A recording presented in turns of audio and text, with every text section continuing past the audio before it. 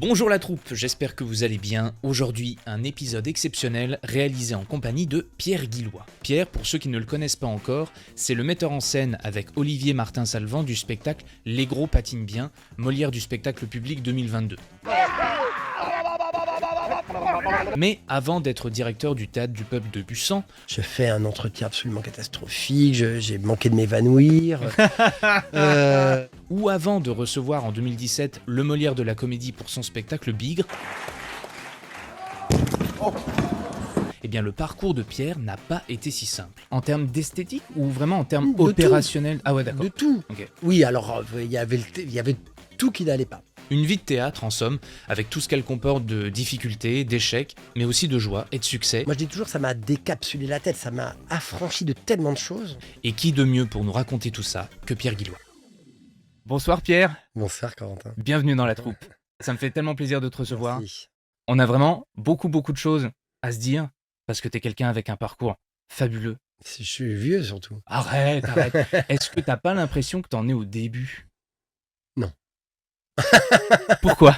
Pas du tout, parce que ça a été long, ça a été compliqué. C'est vrai. Donc j'ai pas du tout une sensation de début, non ça c'est sûr, j'ai pas une sensation de début. Parce que justement on va parler de tout ça et mon parcours a été compliqué, tortueux Ouais. au départ et j'ai mis pas mal de temps à trouver une voie en fait, à trouver mon chemin on va dire. Et le début il est... Alors évidemment on peut toujours se dire oui bien sûr c'est hier et puis finalement on fait les mêmes bêtises qu'il y a 30 ans mais c'est loin ouais. Pourquoi tu dirais que du coup ça a été tortueux à quoi tu fais référence? Tu fais référence à tes débuts, à la manière dont tu pensais qu'il fallait faire théâtre? Absolument. Ouais. Donc en fait, alors évidemment ça c'est des réflexions a posteriori, Que tu peux pas avoir sur le moment. d'analyse voilà qu'on n'a pas sur le moment. Ouais. Donc j'étais un jeune homme qui avait eu la chance, d'avoir des parents qui, m'emmenaient au théâtre. Des parents qui au départ voyaient des pièces, de boulevard, de l'opérette et qui nous ont emmenés et qui sont devenus, spectateurs du Centre dramatique de l'Ouest et de la Maison de la culture de Rennes. Ouais. Donc ça, c'est ce parcours de cette génération. Mes parents sont nés pendant la guerre et donc ils ont bénéficié vraiment, à plein Oui. de l'ascenseur social parce qu'ils venaient évidemment, ils venaient de classes, sociales où on ne faisait pas d'études, où on Mmh. n'allait pas au théâtre et cetera. Donc ils ont pris cet ascenseur social et ils ont bénéficié du mouvement de la décentralisation. Peu de gens finalement de cette génération y ont eu accès. Ouais. Donc mes parents ont été les seuls de leur fratrie à avoir fait des études, par exemple. C'est Ouais. drôle. Donc tout ça, c'est des hasards. Et voilà, ils sont allés à l'université. Je ne sais pas à quel moment ils ont décidé de prendre le chemin de ces théâtres-là. Ouais. Mais c'est sûr que c'était un phénomène social, culturel, typique de l'époque. Mmh. Les efforts, ils étaient là.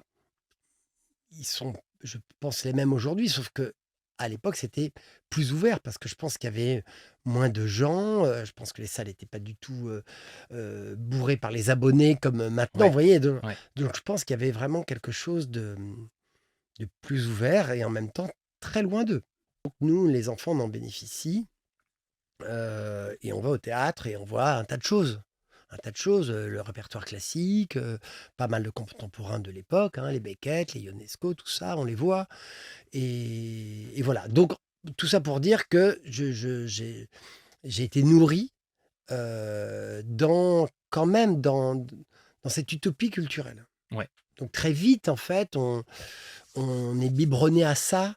Et puis, évidemment, alors j'étais acteur, mais j'étais très vite et jeune metteur en scène dans l'âme, je dirais. Envie de créer des spectacles, envie d'écrire, tout ça, c'était très très jeune. Et du coup, la puissance de la mythologie toute neuve du metteur en scène moderne, évidemment, elle me parle à plein. Donc j'ai envie à fond d'être ce metteur en scène dans la lignée des Chéreau, des Vitesse, de Bien ce qu'on sûr. veut. Et c'est là où je me trompe en fait, mais je ne sais pas que je me trompe, c'est ça qui me fascine. Et en même temps, c'est pas ceux-là que je connais, puisque moi j'ai vu d'autres, mais je les ai pas vus, les Chéreau, les Vitesse à Rennes. Ils sont pas venus à Rennes. Mais c'est pas ça l'important. L'important, c'est cette mythologie et cette croyance forte en un certain art, quoi. Un certain art de la mise en scène, un certain art, une certaine esthétique. Voilà, voilà. Je suis vraiment là-dedans. Théorie, je pense que je me suis trompé parce qu'en fait, pendant des années, c'est ce que j'ai cherché. J'ai cherché à creuser ce sillon, mais c'était pas le bon. Mais c'est pas moi qui savais que c'était pas le bon, parce que moi je faisais mes trucs, j'étais excité par le théâtre, très enthousiaste, très ambitieux. Hem et hem et je trouvais que je fouillais à des endroits intéressants. J'avais l'impression de trouver des choses et puis rien n'a accroché, en fait. Alors, Et du coup, tu veux dire en termes d'esthétique ou vraiment en termes de tout, opérationnels? Ah ouais, de d'accord. tout. OK. Oui, alors, il y avait tout qui n'allait pas. Bon, j'étais hors circuit puisque j'avais loupé tous les concours comme acteur, donc j'étais pas dans les grandes écoles. Il y avait pas de formation à la mise en scène à l'époque. Ouais. Donc je commence à monter des spectacles dans des squats. Et puis du coup, je suis à côté de la profession, totale, quoi. Mais il y a des gens qui ont commencé comme ça et qui ont réussi à passer, dans l'institution. Bah, t'en es un exemple, très Ah oui, oui, mais illustratif. oui, mais il a fallu passer par d'autres chemins. Et c'est en fait, D'accord. le squat, ça a été juste une expérience, Ouais. qui m'a appris plein de choses, sans doute. Mais finalement, à la fin de ces années de squat, j'étais dépouillé, j'étais, un peu épuisé Mmh. j'avais pas du tout avancé. Ouais. Tu veux dire pas du tout avancé en termes de, Professionnel, d'ouverture professionnelle sur la suite, professionnel. quoi? D'accord. Personne me connaissait et je travaillais pas dans les théâtres. Ouais. C'est un problème quand même. Donc ça a duré quelques années, on va dire 5 ans et puis voilà, puis après je me suis mis à jouer. J'ai été assistant, donc ça a été bien parce que ça m'a permis d'entrer dans des théâtres. Mmh. Heu, Tu parles de Jean-Michel Ribes, assistant à la mise en scène de d'abord Jean. Anne Théron, D'abord? OK. Ouais. puis, Anne Théron sur Le Pilier, texte qu'elle avait écrit et puis après Jean-Michel Ribes et là j'étais pendant 2 ans, assistant de Jean-Michel Ribes, dans divers théâtres. Ça a été génial parce que c'était au Théâtre du Rond-Point, mais alors qu'il n'en était pas encore directeur, Mmh. au Théâtre Fontaine, au théâtre privé, à la Comédie Française et au Théâtre de Poche-Montparnasse. Donc c'est les expériences ont été très riches, très diverses en 4 ans. Bah, là, j'ai appris quand même comment ça se passait dans un vrai théâtre, Mmh. j'ai appris, ouais, plus le métier et là, pareil, très inconsciemment, parce que ça, je ne l'ai pas compris à l'époque, Jean-Michel Ribes, il a déclenché quelque chose en moi. Mais ça, je ne l'ai pas compris sur le moment. Et il a déclenché quelque chose en moi dans l'écriture, mais c'est par la liberté, en fait, qu'il incarnait. Mmh. Et la liberté que je lui avais vue, moi, quand j'étais jeune dans Ouais. Merci Bernard. Et du coup, être au contact de cet artiste, de cet homme, alors que j'étais un assistant très technique, hein, donc il n'y avait pas de, il y avait pas de, j'étais pas dans un processus d'écriture avec Oui. Jean-Michel Ribes ou quoi que ce soit. Ou de J'étais vraiment créativité, j'étais un assistant au service de ces spectacles, ouais. et j'étais très, très heureux de faire ça. Mais je sais que ça a décoincé quelque chose parce qu'il y avait aussi cet homme qui avait un parcours complexe. Alors on a Mmh. peut-être mieux compris après quand on était au Rond-Point, mais c'est quelqu'un qui a commencé dans le théâtre public et puis qui a fait des gros succès, puis qui est allé dans le théâtre privé, qui a fait de la télévision, Bien sûr. qui a fait des spectacles à la Comédie Française, donc et qui a toujours eu, c'est surtout ça qui est important et c'est ce qui lui a permis de faire du Rond-Point ce lieu incroyable, c'est qu'une grande curiosité. C'est-à-dire c'est quelqu'un qui allait partout voir du théâtre. Mmh. Partout, partout. Et du coup, il allait voir évidemment, bah, les plus grandes stars avec lesquelles il avait travaillé, mais aussi, voilà, tout le théâtre public, le plus, pointu, disons-le. Voilà, donc cette rencontre a été, fondamentale, mais je ne l'ai pas compris tout de suite. Donc là, je me suis dit: «Il faut que j'arrête, mes bêtises dans les squats, il faut que je monte un spectacle dans un théâtre». Ouais. Donc j'ai monté Péléas et Mélisande, mais je me souviens très bien, je me suis dit: «Ce spectacle, je le monte, au moins je vais le monter dans un théâtre, Ouais. parce qu'il y a moins d'acteurs». Parce qu'avant je faisais des trucs, on était très nombreux, je Oui, faisais des oui. trucs, on était Ouais. 15, mais il y avait Ouais. 30 spectateurs qui les voyaient, enfin c'était D'accord. absurde. Et Péléas et Mélisande a été une pièce que j'ai pas jouée beaucoup, mais qui m'a permis, d'entrer, de glisser la porte, de glisser le pied dans la porte de De l'institution. l'institutionnel. Ouais. Voilà, par des hasards en fait, Mmh. mais c'est quand même ça qui m'a permis. Donc quelque part, ce que je te raconte sur mon rêve de mise en scène, de rentrer dans la lignée de la mise en scène moderne, etc. Finalement, c'est par ça que j'y entre, malgré tout. Par ce Parce que Péléas premier. et Mélisande, Ouais. c'est complètement dans cette lignée-là. Mhm. Je fais un décor, Ouais. bon, j'ai pas d'argent, mais j'achète des pavés de verre, il y en a 2000, on fait un truc. Il n'y a pas de fric, mais on arrive à faire des choses très belles. J'ai des acteurs incroyables, dont Michel Faure, Elie Rusterholz. Enfin, il y a plein d'acteurs incroyables dans cette aventure.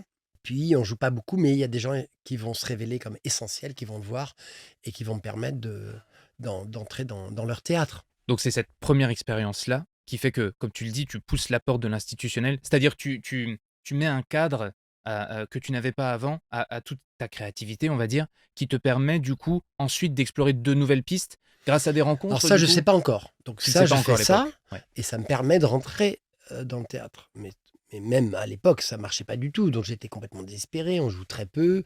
Et puis, c'est pour ça que je dis, on ne peut le savoir qu'après. Finalement, il y a Joël Gainsburger qui a Rungis à l'époque et Mathieu Josselin qui m'accueille au Centre dramatique de Colmar. Et puis, c'est comme ça que ça se fait. Et puis après, Mhm. j'entre au Centre dramatique de Colmar comme artiste associé, comme assistant de Mathieu Josselin. Et puis après, c'est là que je commence à creuser. Et là, on va passer à l'autre phase. Et à Colmar, Mathieu Josselin, il m'invite là-bas pour être assistant de Guy Binisti.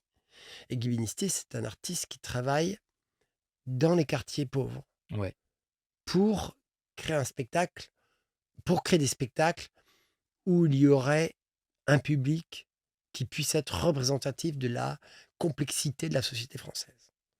Donc, à partir du moment où il joue dans les quartiers pauvres, il va travailler avec les gens des quartiers qui vont jouer dans ses pièces Ok. avec des acteurs professionnels avec lesquels il travaille. Et dans le public, il va y avoir donc les gens du quartier et puis les gens de la profession qu'il va connaître et qui vont Mhm. venir Ouais. et qui vont venir voilà, un public plus habitué au théâtre. Donc il mélange ces deux publics Ce qui sur, mélange, ce sur mélange se papier. fait Ouais. par son système de production et par son travail qu'il fait avec les amateurs ou pas amateurs, mais enfin les gens issus des quartiers. Et donc, cet homme travaille sur un projet à Colmar, dans les quartiers pauvres de Colmar, dans les quartiers ouest, la ZUP de Colmar. Et je dois être assistant de ce garçon. Et je ne connais absolument rien à cette France-là, à cette Mhm. France pauvre, à cette France à la fois issue de l'immigration et à la fois du quart-monde. Puisque, enfin, en gros, ces quartiers réunissent ces France fragilisées, Mhm. ces Français fragilisés. Et cette expérience est absolument bouleversante, mais elle met du temps aussi à se faire. L'histoire avec Guy Misty dure une année, où je suis l'assistant de Guy, qui écrit, qui met en scène. On travaille avec des gens du quartier, et on fait un spectacle en plein air dans le quartier de Colmar. Et en fait, bon, tout se passe très bien à Colmar, je fais plein de choses par ailleurs, et le directeur Mathieu Josselin me demande de rester. Et en fait, je vais continuer. Donc Guy repart à Pantin faire ses affaires, et moi, je continue à Colmar, et je vais en fait, pendant 2 ans, travailler à nouveau dans les quartiers pour finir par créer un spectacle. Par ta euh, volonté ou par le fait que la personne que tu as suivie après avait cette même envie de travailler dans les quartiers? Ou c'est toi, du coup, riche de la première expérience, qui a voulu continuer sur cette lancée-là? Oui, je voulais continuer, mais je savais pas si j'en étais capable. Donc on a commencé à créer un petit truc, la deuxième année, un petit spectacle, où ça commençait très mal parce que comme Guy était parti, Guy c'est quelqu'un d'ultra intelligent, très charismatique, etc. Donc moi j'étais petit assistant de rien du tout. Donc je reprends la suite, donc j'étais vraiment pas du tout crédible et pas du tout légitime. Donc ça ne passait pas très bien. Et heureusement pour moi, le spectacle se passe très bien. Donc voilà, c'est une expérience un peu difficile à vivre. Et au final, ça se passe très bien. Donc tout d'un coup, j'ai mon petit ticket d'entrée Mmh. pour me lancer sur une nouvelle production. Et là, le Centre dramatique, Mathieu Josselin, ils ont été incroyables parce qu'ils nous ont la 3e année où j'étais à Colmar, donnait énormément de temps. Donc ils avaient des moyens, tout ça se passait dans le cadre d'un contrat de ville. Mhm. Donc il y avait des moyens assez importants qui étaient mis parce qu'il y avait toute une restauration dans le quartier. Évidemment, ça passait par l'architecture, mais aussi il y avait un volet culturel important. Mhm. Et c'est le Centre Dramatique qui était porteur de ce projet-là. Et donc, on a eu le luxe du temps. J'avais une assistante, Sandrine Pires, et on avait 6 mois, quasiment. On faisait d'autres choses, parce qu'on faisait d'autres ateliers, mais on Mhm. était vraiment très, très concentrés quand même sur cette aventure pendant 6 mois où on faisait ça, on avait un local, une permanence en Ouais. fait Mhm. dans les Une quartiers. On résidence pouvait permanente. rencontrer on pouvait rencontrer les gens, on faisait des ateliers. Et là, j'ai écrit avec les gens en piquant énormément dans les méthodes de Gimnisti, mais en faisant forcément ma sauce parce que je n'avais pas non plus le temps d'intégrer exactement comment et par quel biais opérait Gimnisti. Et c'est comme ça que ça s'est fait. Alors ça, c'était un projet épique, complètement fou, avec plein d'aventures, d'accidents, de drames, de gens qui partent, de trucs qu'on nous vole, enfin bon, des histoires insensées. Ça, c'est pas la Et pièce dont tu parles, c'est le déroulement c'est autour de le la pièce. déroulement, les Waouh! montagnes russes de l'émotion, Ouais. tout doit s'arrêter parce que bon. Et finalement, on le fait et c'est une grande aventure. C'est une grande aventure je dirais peut-être qui me bouleverse avant tout, mais qui bouleverse le Centre Dramatique parce que tout d'un coup, alors là, ce spectacle, il n'avait pas lieu en extérieur, il avait lieu dans le Centre Dramatique. Ça avait l'inconvénient c'était plus compliqué d'amener les gens du quartier dans le théâtre, Ouais. mais en même temps, ça avait vraiment secoué le théâtre aussi. Mmh. On arrivait quand même à faire venir des gens du quartier, un petit peu, et puis tous ces acteurs du quartier qui étaient dans cette pièce. Il y avait aussi 2 acteurs professionnels, mais cette pièce tout d'un coup qui était une vraie production de Centre Dramatique et en même temps avec des artistes qui n'étaient pas les artistes habituels, Mmh. ça a vraiment... Ouais, ça a bouleversé ce, Ça a ce, bougé. ce, ce- Ouais. ce lieu, cette Ouais. structure, les habitudes, le public. Enfin, c'était vraiment très étonnant Ça a dû ce qui s'est aussi passé. bouleverser la façon dont toi, après, tu t'es dit, «Tiens, je peux aussi faire théâtre comme ça, finalement». Exactement. Ouais. C'est exactement ce qui s'est passé, c'est-à-dire que... Donc là, pour revenir à ce que je disais au début, puisque j'étais dans une logique dans la lignée des metteurs en scène modernes, soit de monter des classiques, soit de monter des textes, mais on va dire en gros, la croyance, c'est qu'on va quand même partir en gros de ces névroses, hein. On va se nourrir de ces névroses et puis on va les faire fructifier, on va les faire se développer dans des petits laboratoires. Et grâce à ça, on va faire mûrir Mmh. des choses artistiques. Mmh. Et puis là, tout d'un coup, c'est pas ce qui se passe, c'est qu'il faut aller vers des gens qu'on ne connaît pas. Ouais. Il faut dialoguer avec des gens avec lesquels on a peu de choses en commun, très peu de choses culturellement en commun. Ouais. Tout d'un coup, mes armes culturelles, mes références culturelles, mes fascinations artistiques, c'est comme si elles ne servaient à rien. En tout Ouais. cas, je ne peux pas les partager directement. Ouais. Elles ne collent pas. Ouais. En plus, elles Il y a ne pas collent. d'écho. Et puis je ne peux pas les plaquer. Je ne vais pas les plaquer, je vais pas plaquer, je sais pas quoi, un fantasme esthétique Ouais. sur, une histoire qu'on va me raconter, quelque chose que j'ai saisi, d'une histoire, d'un parcours, d'une personnalité du quartier. C'est pas si simple. Donc il faut laisser faire quelque chose pour que des choses adviennent, Bien pour sûr. que des choses se rencontrent, en fait. Par quoi tu Parce passes qu'il quand c'est fallait comme que ça? fallait que j'écri bah, on ne sait pas. Par le dialogue, par, Oui, alors beaucoup de dialogues, on rencontre les gens, on nous raconte des histoires, on note. Tout d'un coup, je me dis: «Tiens, je vais bien utiliser cette histoire-là». Ouais. Guy Benisti, il utilisait aussi énormément les classiques, les structures de certaines pièces classiques. Alors moi, je suis moins fort pour faire ça, mais malgré tout, j'y pensais, c'était en moi. Donc voilà, on va piocher un petit peu tout ce qu'on peut. On met en effet beaucoup de témoignages, beaucoup d'histoires qu'on nous raconte et tout d'un coup, on se dit: «Tiens, avec ça, je vais pouvoir commencer à faire une histoire» et Mmh. cetera. Donc et puis après, processus d'écriture, on lance les gens en improvisation. Donc on Ouais. a beaucoup de matière vivante, Mmh. c'est-à-dire que le langage Ouais. Les situations vont être nourries par les acteurs qui ont ce vécu-là. Puisque la pièce que j'avais écrite se passait dans les quartiers, même si c'était une pure fiction. Elle n'avait aucun rapport avec les gens en question. Hein, les gens qui jouaient dans le spectacle n'avaient aucun rapport direct, en tout Oui. cas, avec les histoires qui étaient racontées. Ce n'était pas l'objectif. Par Mhm. contre, je m'étais nourri de plein de choses que j'avais entendues pendant les 2 dernières années, quoi. Et en fait, c'est pour revenir à cette question c'est tout d'un coup de se dire que c'est possible de créer quelque chose, mais qu'on ne pouvait même pas imaginer. Mhm. C'est-à-dire que on ne va pas on ne va ni dans le sillon de quelque chose, Ouais. on fait une rencontre et ça donne quelque chose d'improbable, T'as aucun canevas de quelque initial chose et qu'on ne soupçonnait pas. ouais. Et si après on va faire des canevas, et cetera. Ce que je veux dire, c'est que je ne sais pas vers quelle esthétique je vais aller. Je ne sais pas même quel théâtre ça va donner vraiment. Est-ce que ça Mmh. va être du pur drame? Est-ce que ça va être je ne sais pas ce que ça va être. Je ne sais pas si, parfois dans le théâtre contemporain, il y a eu des interdits sur le dialogue, sur telle qualité de dialogue, on doit écrire comme ça. Il y a beaucoup de croyances esthétiques, Mmh. dans l'art comme ça. Il y a des interdits, des tabous, des périodes où on ne peut pas écrire comme ça, des périodes où il faut écrire comme ça. Et là, tout d'un coup, en fait, on est tellement forcé par le réel, par la rencontre que, ben, on fait ce qu'on peut. Mmh. Donc, ben, si je vais écrire un dialogue comme ça, si je fais une scène très réaliste, eh ben, la scène, elle est très réaliste. Ah bon, peut-être c'est pas ce qu'il fallait écrire à notre époque, ben, tant pis, c'est comme ça, c'est ce qui est sorti. Donc quelque part, ça m'a moi je dis toujours, ça m'a décapsulé la tête, ça m'a affranchi de tellement de choses Mmh.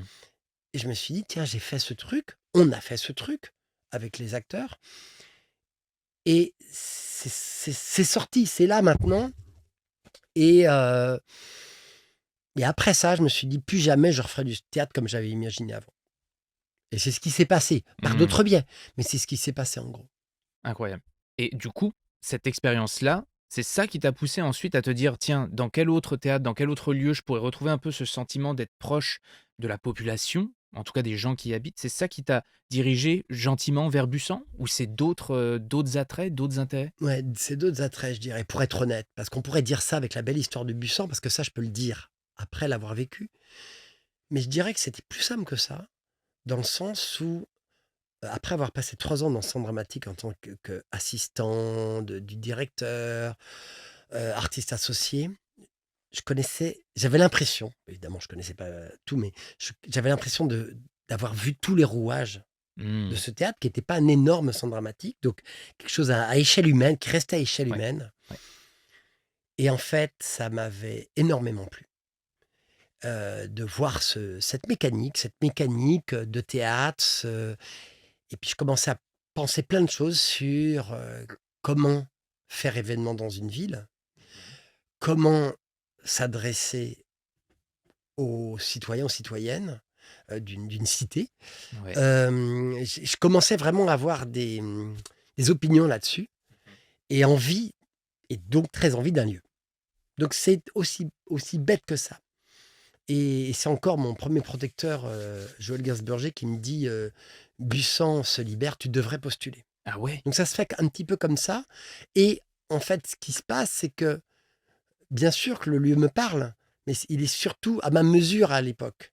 C'est-à-dire que je peux prétendre, alors que je suis vraiment pas grand-chose professionnellement. Je suis que dalle. Mais j'allais dire, ça quand il t'a dit, «Vas-y postule», tu t'es pas dit: «Attends, tu te rends compte, Busan et Non, cetera?» pas du tout. OK, Non, pas du tout. super! Non Non, mais mais très bien. j'aurais dû parce que j'étais très naïf, mais je fais: «OK, OK, OK, je vais le faire». Non, non, j'étais absolument ignorant de beaucoup de choses, donc voilà. Donc je postule et en effet, je l'ai par miracle. Bon, on va pas revenir là-dessus.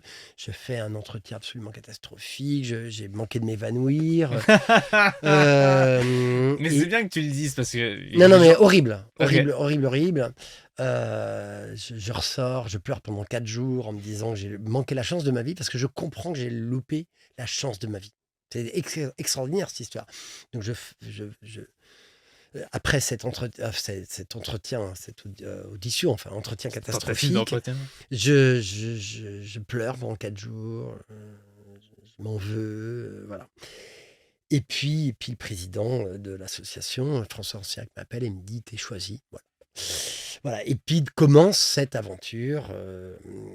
Bon, ça, et puis là, ça, c'est encore un autre volet. Bah, ça, c'est un grand volet. Je prends une respiration, sur Bien ça, je sûr. m'arrête. Cela, Et là, voilà commence. t'en as pour un moment. Est-ce que quand il t'a appelé, t'as repleuré du coup? Ah oui, alors, j'ai repleuré énormément. Donc, j'ai fondu en larmes.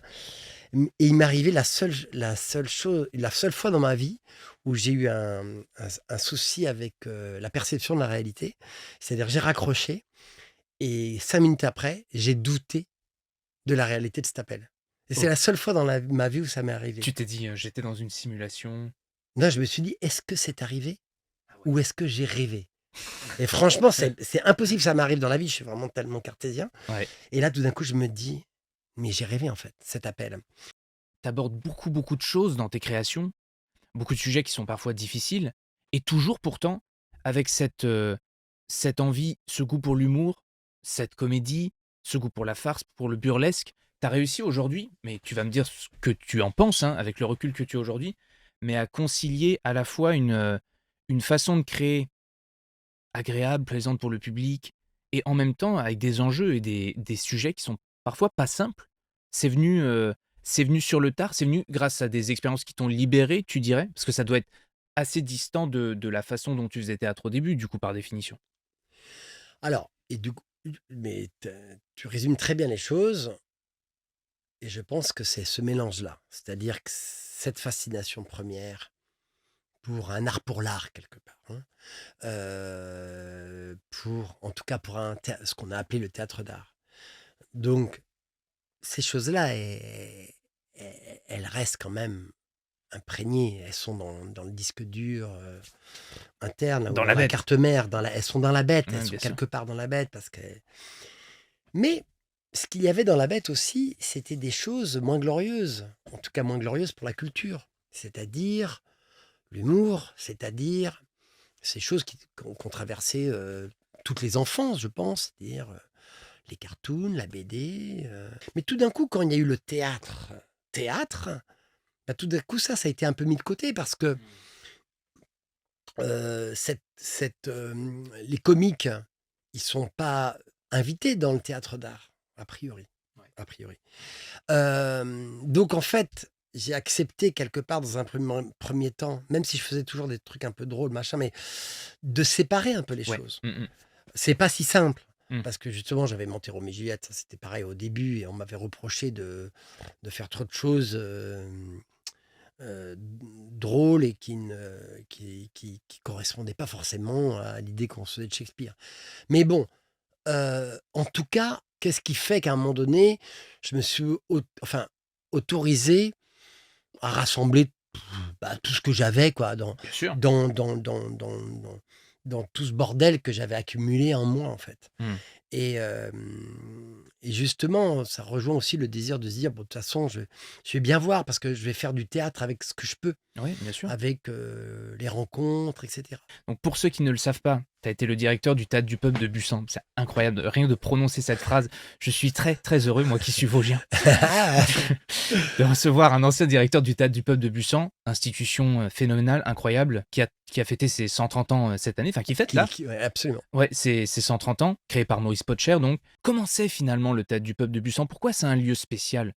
Et puis peut-être pourquoi c'est devenu un lieu spécial pour toi aussi après?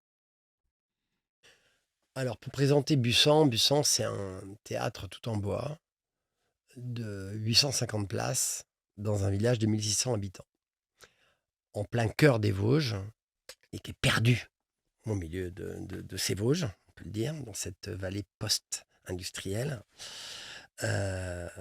Et ce théâtre a cette particularité, il faut commencer par là, parce qu'il a un fond de scène formé d'immenses portes en bois de 6 mètres de haut qui s'ouvrent et sur une pente boisée.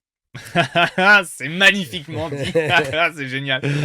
Et donc, il est de tradition, depuis maintenant en effet 130 ans, d'ouvrir à un moment donné ce fond de scène pendant le spectacle, ce qui fait surgir le réel dans la fiction, ce qui fait surgir la lumière naturelle, ce qui fait surgir la verdure des feuilles, etc. La belle forêt vosgienne, Voilà, bien sûr. sur scène. Mais c'est assez impressionnant comme moment en fait.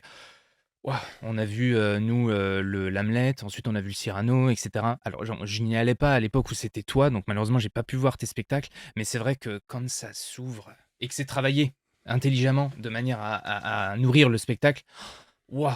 Puis il y a des animaux parfois sur scène. Enfin, tu sais, c'est des trucs, que tu pas en général. Sauf si tu fais du théâtre en extérieur, bien sûr, mais avoir un loup sur scène qui passe, ensuite l'ouverture, un cheval qui entre et cetera. Enfin, ouais, tu vois, il y a pas mal de gens qui racontent leurs grands moments de théâtre, leurs grands souvenirs de théâtre comme étant des moments, tu vois, impressionnants, de temps suspendu. Je pense qu'aller au Théâtre du Peuple, c'est une bonne manière de créer ce terreau pour que ces moments-là, arrivent, en tout cas. Complètement. Et d'ailleurs, ce qu'on peut c'est ça la partie enfin, c'est ça qui est beau dans cette histoire, c'est que on va retenir ça, puis on va retenir le pique-nique dans le parc avant. Et le spectacle il a peut-être été assez mauvais au final, hein, mais on a vécu une grande expérience à Busan. Mmh. Et je trouve que c'est pas mal de se dire ça, pour le théâtre aussi, parce qu'on a toujours peut-être tendance à inverser les choses. Et le théâtre, c'est quoi? C'est tout ce qui amène un spectateur, enfin des spectateurs à se réunir pour une même chose. Et en fait, à Busan, on vient pour plein de raisons. On vient pour cette notion de rendez-vous, de fête, de, de partager cette chose unique, enfin de choses précieuses en tout cas. Mmh. Le théâtre, c'est pas une démarche culturelle. Les gens, ils vont pas forcément dans une démarche culturelle. Certains, oui, mais la plupart, non. On y va parce qu'on y va tous les étés. On aime bien exactement, on y va tous les étés, on Voilà, ramène ses petits coussins. On aime bien se faire servir une bière aussi voilà, par les comédiens et voilà, comédiennes qui ont voilà, joué juste avant voilà, et qu'est-ce qui se passe, quoi? Pendant voilà. cet entracte-là, c'est plein de ouais, c'est plein d'événements, en fait. C'est ce que tu dis, il y a l'avant, il y a l'après aussi, il y a le plaisir de voir les 2 pièces d'affilée aussi. Enfin, c'est plein de rendez-vous. Donc ça rend humble tout ça, Mmh. hein. Et après, ce lieu, pour raconter un peu mieux l'histoire, c'est un lieu qui a, donc fondé par Maurice Potcher, et sa particularité, c'est qu'il a écrit des pièces dans l'intention de réunir toutes les classes sociales autour d'une pièce. Donc ça, par exemple, ça n'a rien à voir avec le discours culturel de la décentralisation théâtrale. C'est unique, c'est-à-dire que lui, il veut pas monter le grand répertoire, il veut pas faire accéder les classes populaires aux chefs-d'œuvre de la littérature française Mmh. ou mondiale. C'est pas ça son propos. C'est lui, en tant qu'auteur, va tordre quelque chose en lui pour permettre à ses pièces d'être entendues par tout le monde. Mais il veut satisfaire à la fois les ouvriers et les ouvrières de son père, mais ses amis poètes et les bourgeois de sa famille. Mmh. Donc, sa démarche artistique, elle a un objectif vers le public, à partir de l'écriture. Et ça, je ne connais pas d'autres aventures de cet ordre, Mmh. enfin de cette dimension en tout cas, Ouais. en France. Donc c'est pour ça que c'est un lieu unique. Les pièces sont montées par la famille Potcher, par la femme de Maurice Potcher, tante Cam, euh, et qui était une comédienne professionnelle de Paris. Et les rôles, comme on faisait dans les familles nobles ou bourgeoises, les rôles sont joués par les membres de la famille, et puis la figuration par les ouvriers, etc. Et puis après, ça devient plus complexe et il y a évidemment des gens du village qui ont des rôles importants, etc., etc. Et ce qui est incroyable dans l'histoire du Théâtre du Peuple de Busan, c'est qu'à part les guerres où ça ne s'est pas joué, il n'y a pas eu de rupture Mmh. franche Ouais. avec cette tradition. Bien sûr, ça a évolué, les usines ont fermé, ça n'a plus rien à voir, mais ça a été remplacé par les amateurs, qui étaient en effet des gens du coin. Maintenant, ça s'est étendu, c'est plus que des gens du coin, c'est des amateurs qui viennent du Grand Est, hein, globalement. Mais la majorité des acteurs qui jouent dans la pièce de l'après-midi de Busan sont des amateurs. Et il y a 4 ou 5 professionnels pour une quinzaine d'amateurs. Et ça, voilà, c'est une histoire qui a tenu dans le temps Mmh. et et qui a permis de conserver l'utopie du lieu et de conservé son utopie de théâtre populaire, de théâtre qui voulait rassembler toutes les classes sociales. Alors je pense évidemment qu'on n'est pas du tout dans la représentativité extraordinaire qu'ils ont pu avoir au début, où il y avait en effet tout le village, Ouais. ce mélange euh, incroyable que Maurice Potcher a pu produire. Mais l'avantage de Busan, c'est comme il y a une tradition forte, comme le lieu, il est connu par les gens du coin, comme on peut y venir, en effet, pas pour des raisons culturelles, mais pour des raisons de tradition familiale, eh bien, ça va mêler des gens qui viennent pour cette raison de tradition et des gens qui viennent dans une démarche plus culturelle, qui viennent parfois des grandes villes autour, même si c'est plus complexe que ça, parce qu'il y a des gens qui viennent des grandes villes autour, mais qui viennent par tradition. Mhm. Il y a des gens qui sont à Nancy, qui vont pas au théâtre à Nancy, mais tous les ans, ils vont au théâtre à Busan. Mhm. Et c'est comme ça qu'il y a un mélange euh, de public qui est assez unique en France. On t'a encouragé à prendre la direction du Théâtre du Peuple de Busan. Ouais. Tu dois d'un coup avoir une responsabilité quand même assez impressionnante quand tu prends la direction de ce genre de lieu. Oui, mais alors comme d'habitude, je m'en rends pas bien compte, donc c'est cool. Donc, j'y vais assez naïvement, comme ça. Non, je dis ça, c'est un peu pour plaisanter. Bien sûr, tu prends un lieu, donc tout d'un coup, tu te rends compte. Je me fais vraiment bien aider, bien accompagner. Je Mm. trouve un bureau de production, de scène production, avec 3 femmes extraordinaires qui vont m'accompagner les 3 premières années. Anne Lekang, Colomba Ambrosili et Marianne Naudet-Langlois, et qui vont administrer le lieu avec moi, en fait, qui vont me Mhm. permettre Ouais. de tenir ce lieu. Donc Ouais. ça, pour l'aspect de la responsabilité, en fait, de cette petite structure où il y a 4 personnes à l'année. Hein. Mm. Euh, et tout d'un coup, une centaine de personnes l'été, quoi. Mm, mm, mm. Mais c'est pas ça le plus compliqué. Le plus compliqué, c'est la charge symbolique du lieu Mm. et euh, tout ce que les gens mettent personnellement dans ce lieu. C'est-à-dire le lieu, il appartient à tout le monde. Et ça, donc je m'en rends pas du tout compte. Et je monte la première année Uburois, c'est la seule pièce de répertoire que je monterai là-bas. Et je monte Uburois en, en toute bonne foi, je dirais, avec ma petite provocation à 2 balles, comme ça, en faisant des choses. La scatologie, elle existe dans Uburois, donc ça, j'avais pas besoin de l'inventer. Je mets un peu de sexualité qui n'est pas vraiment dans Uburois, mais voilà, que je rajoute. Bon, voilà, j'en fais un truc, de toute façon, c'est une pochade, j'en fais une grosse pochade.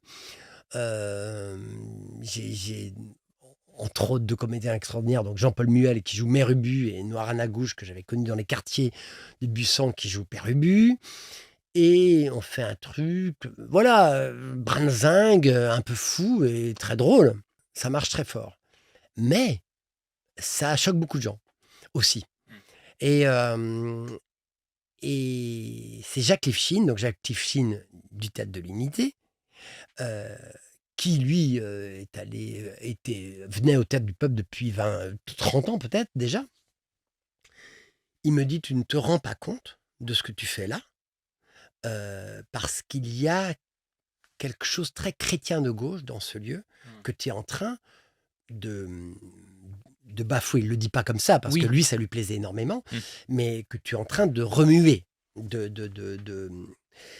Alors ça, vraiment, je n'en avais pas conscience. Pour répondre à ta question de je venais où, je ne savais pas. Et, en fait, j'ai senti ce poids juste avant la première. Ok. Parce qu'en fait, voilà, je répétais, je m'amusais plutôt pas mal. Et là, tout d'un coup, je sens une pression, mais gigantesque, venir de partout, que tout le monde attendait ce spectacle. Déjà, on avait fait une affiche avec un plat de charcuterie pour représenter la tête du bureau. Et on sentait déjà que ça avait grincé parce que qu'est-ce qu'il allait encore nous faire, ce nouveau directeur, ce nouveau metteur en scène. Ah ouais. Voilà.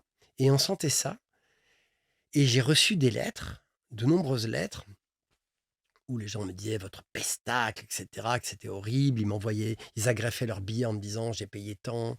Et Mais c'était pas ce qui était intéressant, que c'était pas seulement des gens énervés, c'était des gens blessés.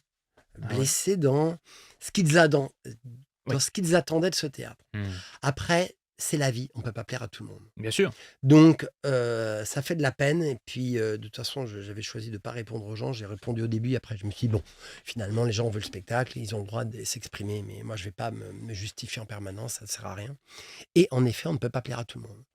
Donc malgré tout, je suis sorti, renforcé, de ce premier été parce que le spectacle avait été un vrai succès public, Mmh. tout en, écartant certaines personnes qui trouvaient que j'étais, pas respectueux du lieu. Mmh. Oui, parce qu'ils avaient comme tu dis, une attente. C'était un imaginaire développé autour du lieu, de l'héritage du lieu, et cetera. Et du coup, quand tu arrives avec Uburoy et des sujets un peu potaches comme ça, ouais, ça Alors que, pour la petite histoire, Uburoy a été créé la même année que la création du Théâtre du Peuple. Jarry est un contemporain de Maurice Potcher. Ils font même partie au début du même mouvement symboliste. mmh. Donc c'est extraordinaire de pouvoir choquer des gens avec Uburoy, contemporain de Maurice Potcher. Parle-moi un peu du coup de peut-être ce qui t'a le plus impacté quand tu étais là-bas. Je pense que peut-être le fait de travailler avec des amateurs, le fait de rencontrer les populations. Je sais que tu me l'as dit quand on s'est rencontrés la première fois que ça avait été un moment, charnière quand même pour toi. Il y a eu un avant-après. Hem, Qu'est-ce qui a provoqué ça quand tu étais là-bas? Mais en même temps, moi, j'ai l'impression que ce qui m'a le plus nourri, le plus appris aussi, le plus forcé, c'est cette obligation par rapport à ce que je raconte là du but, par exemple. C'est tout d'un coup, comment je vais faire pour danser avec cette vieille dame? C'est-à-dire, j'ai pas l'intention de ranger ma provocation à 2 balles, dans ma poche, Mmh. mais par contre, j'ai envie de faire quelque chose avec ce théâtre qui a son histoire. Et là, je vais te raconter ce qui s'est passé sur le deuxième spectacle, qui était un spectacle que j'avais écrit. Donc, fort de mon petit succès du Bureau, je me dis: «Zou, j'écris». J'écris, c'est le moment, parce que je me sens en position de force, c'était pas du tout dans mon projet. J'avais même pas dit que j'écrirais parce que j'avais peur qu'ils aient peur. Et j'écris une pièce qui s'appelle Les Affreuses. Et donc ça, c'était en 2007, du coup. Et là, ça marche moins bien. Donc, les gens se marrent pas mal, mais ils ressortent pas très contents. Et alors, à Bussan, on s'en rend pas bien compte, parce que les gens applaudissent toujours comme des fous. Et ça, Christophe Oncle l'avait dit, les gens, ils applaudissent tout le temps, ça veut rien dire. Par contre, ce qu'on voit, c'est parce que les gens parlent, on sent les ambiances, et je sens qu'il y a un truc qui va pas. Et là, je reçois encore plus de lettres que pour Uburoy. Jusqu'à Noël, je reçois des lettres. et, et le pire, et ça, Christophe Oncle m'avait dit aussi, il m'avait dit, le Boucheroy, il se fait l'été, et puis il se fait d'année en année. Et Mmh. là, et un an plus tard, sur la billetterie de juin, je vois que les chiffres sont beaucoup moins bons. Donc en fait, on se rend compte 10 mois après de l'impact de la pièce qui n'a pas trop plu. Mmh. Et du coup, les fréquentations est plus faible. Alors tout ça, ce sont des expériences vraiment pas agréables à vivre. Tu m'étonnes. Mais c'est ça qui m'a le plus appris pour répondre à ta question. C'est ça, Bussan pour moi. Déjà parce que j'étais directeur, donc j'étais responsable des chiffres, responsable du succès, responsable de la bonne santé Ouais. financière et publique du lieu. Et puis, une autre question se pose, parce que on peut tout à fait dire cette pièce a moins plu, c'est pas grave. Sauf que ça sert à rien de faire un échec à Bussan. À Bussan, si on fait pas un succès, c'est qu'on a raté son rendez-vous avec Bussan. Ça veut pas dire que notre pièce était pas bien, Bien sûr, c'est aussi, mais elle était pas au bon endroit en tout c'est cas. ça, ouais. Et si on ne s'arrange pas à créer ce rendez-vous avec le public, c'est qu'on a loupé quelque chose en tout cas. Et ça, vraiment, cette pensée-là, ça a été mais énorme en fait. Et donc, il se trouve que c'est quelque chose qui m'a parce que ça pourrait complètement déprimer un artiste. Ça Ouais. pourrait complètement lui dire, ben, j'abandonne, je ne veux pas faire ça.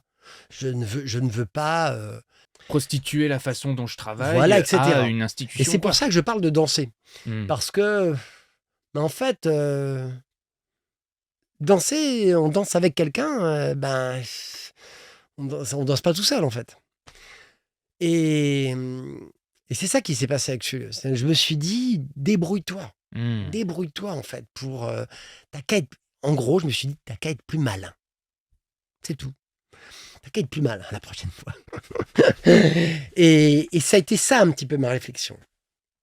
Et puis après, ça englobe le côté euh, grande salle, créer des grands spectacles, avec beaucoup de monde. Donc en fait, pendant des années, pendant les 6 ans où j'étais là-bas, je me suis posé cette question. Qu'est-ce que ça veut dire? Est-ce que ça a un sens? Est-ce qu'on peut répondre à la question de faire un spectacle populaire? Est-ce que ça signifie quelque chose? Et en fait, ne serait-ce que de se poser la question, j'ai trouvé ça formidable comme chemin, en fait, de pensée, comme chemin de travail. Et j'invitais les artistes, que ce soit David Lescaut, que ce soit Marion Ambert, Rémi DeVos, etc. Les auteurs, les autrices, les metteurs en scène que j'ai invités, c'était leur dire, il faut avoir envie de se poser cette question. Mmh. Il n'y a pas de réponse. Ouais, oui, je vois ce que tu veux dire. Personne n'a les règles. Il n'y Ouais. a pas de règles. Et Ouais. Dieu merci sur comment on fait un spectacle. Oui.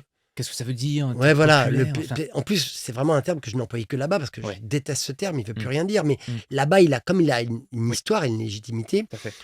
là-bas, on pouvait l'employer. En tout cas, de se dire, est-ce que ça a un sens de travailler sur cette notion-là et qu'est-ce qu'on peut faire? En fait, se poser cette question, ça permettait de ne pas se poser les mêmes questions qu'on se pose à l'intérieur du théâtre en règle générale. Et c'est ça que m'a appris Busan. Et c'est par là que Busan m'a transformé. Par exemple, quand vous abordez une narration, quand vous abordez même la conception d'une scène, vous vous inquiétez de la lisibilité. Ouais. On s'inquiète du fait que des gens qui n'ont jamais mis le pied dans un théâtre puissent comprendre, puissent avoir des clés d'entrée. Ouais, recevoir. Alors, ce que je dis là, c'est que du l'ordre de l'intuition. Parce qu'on n'en sait rien. Oui, bah oui, tant qu'il est pas là. Ouais. Mais on a ce souci-là. Mmh. On y pense. Et quelque part, si des années après, on a fait des spectacles sans parole, c'est pas pour rien. Et je Mmh. pense que c'est la conséquence de ça, mais relativement inconsciente. Oui, oui, bien sûr. Voilà, ça a eu un impact, tu t'en es pas rendu compte tout de suite. Mais donc, tu es passé d'un mode de fabrication de théâtre, on va dire, où tu voulais mettre en scène certaines choses parce qu'elles t'étaient chères, parce que c'était ton rêve, etc., à transformer ça en danse, finalement. Oui, oui. Et après, à des moments, on oublie aussi complètement cette considération. Donc c'est pour ça que c'est jamais si monolithique comme ça. Oui, bien sûr. Mais je crois beaucoup à l'histoire de l'obsession. C'est-à-dire qu'à partir du moment où on a ça à cœur, même si en salle de répétition on l'oublie, c'est quelque part. Mmh. Ça nourrit de toute façon la manière dont tu travailles. Voilà. Ouais. Et en effet, Bigre s'est créé plusieurs années après avoir quitté Busan. 5 ans. Non, non, pardon. 3 ans. Ah non, que 3 ans. Que 3 ans avoir quitté Busan. Et c'est après l'avoir créé que je me suis dit, mais ce spectacle, c'est du pur. C'est l'enfant de Busan. C'est mon enfant de Busan. Vous l'avez joué à Busan, Bigre? Non. Ah, dommage, ça aurait été incroyable. Oui, Hein? mais bon, déjà, on a joué les gros patines bien. C'est À vrai. Busan, c'était un miracle. Bien sûr. Grâce à Comment ça Julie s'est fait Delisle. d'ailleurs? C'est incroyable ça, c'est très bien. Enfin, c'est très bien, c'est très chouette parce que moi je t'avais vu, enfin je vous avais vu avec Olivier du coup au Théâtre Saint-Georges.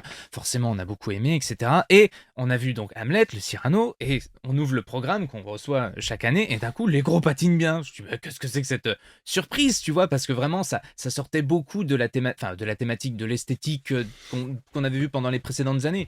Donc j'ai dit, allez, zoup là, on amène tout le monde, tu vois, c'était l'occasion. Comment ça s'est fait? C'est Julie Delisle qui t'a C'est invité? Julie Delisle, mais parce que justement ça sortait de l'esthétique qu'il y avait eu les dernières années, Mmh. a tenu à faire ce spectacle. Et pour la petite histoire, le jour où elle a été nommée directrice, elle était à Bourges et on jouait à Bourges et je l'ai appelée pour la féliciter. Elle me dit, je viens vous voir ce soir. Donc, les Compatines bien, la première pièce qu'elle a vue, Incroyable. le jour où, à partir du moment où elle a été nommée directrice du Théâtre du Peuple, et quelques jours après, enfin quelques semaines après, elle m'a proposé de venir. Incroyable. Avant qu'on parle des gros patines bien, parce que bien sûr, j'ai plein de questions à te poser, peut-être que tu peux aussi nous parler de l'après-Busan, du coup. Tu es resté 6 ans là-bas. C'est beaucoup quand même. Enfin, 6 ans à la direction d'un lieu qui est particulier parce que tu es quand même un peu hors réseau.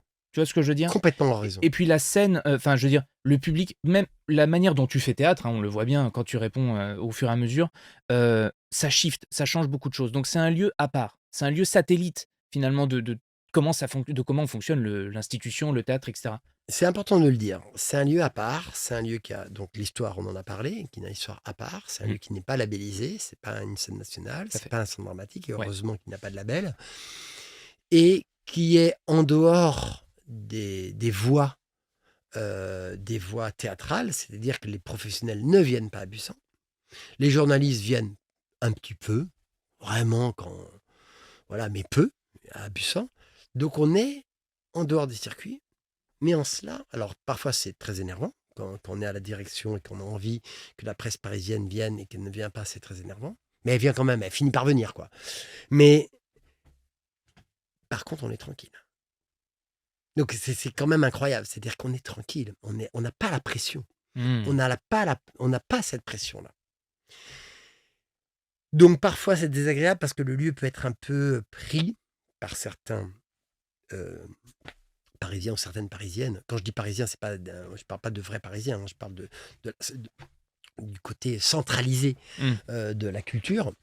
On peut être pris par un lieu sympathique. Alors il y avait vraiment rien qui m'énerve plus que cette condescendance que peuvent avoir certains pour ce lieu si charmant, avec ces gens qui arrivent avec de la crotte plein les Arrête, pieds laisse tomber. J'ai presque les dans le frissons lieu. quand tu es en train de dire ça, je Et te en jure. fait, mais il y a vraiment ça. C'est-à-dire Oui. que j'ai eu des entretiens, je peux vous dire, à la DGCA, où on m'a dit des choses presque enfin, blessantes, à vrai dire, sur ce lieu, où vraiment ce lieu est plein de charme. Voilà. Et vraiment, et je disais toujours, alors là, vous vous trompez complètement, Busan est un lieu puissant. Mmh.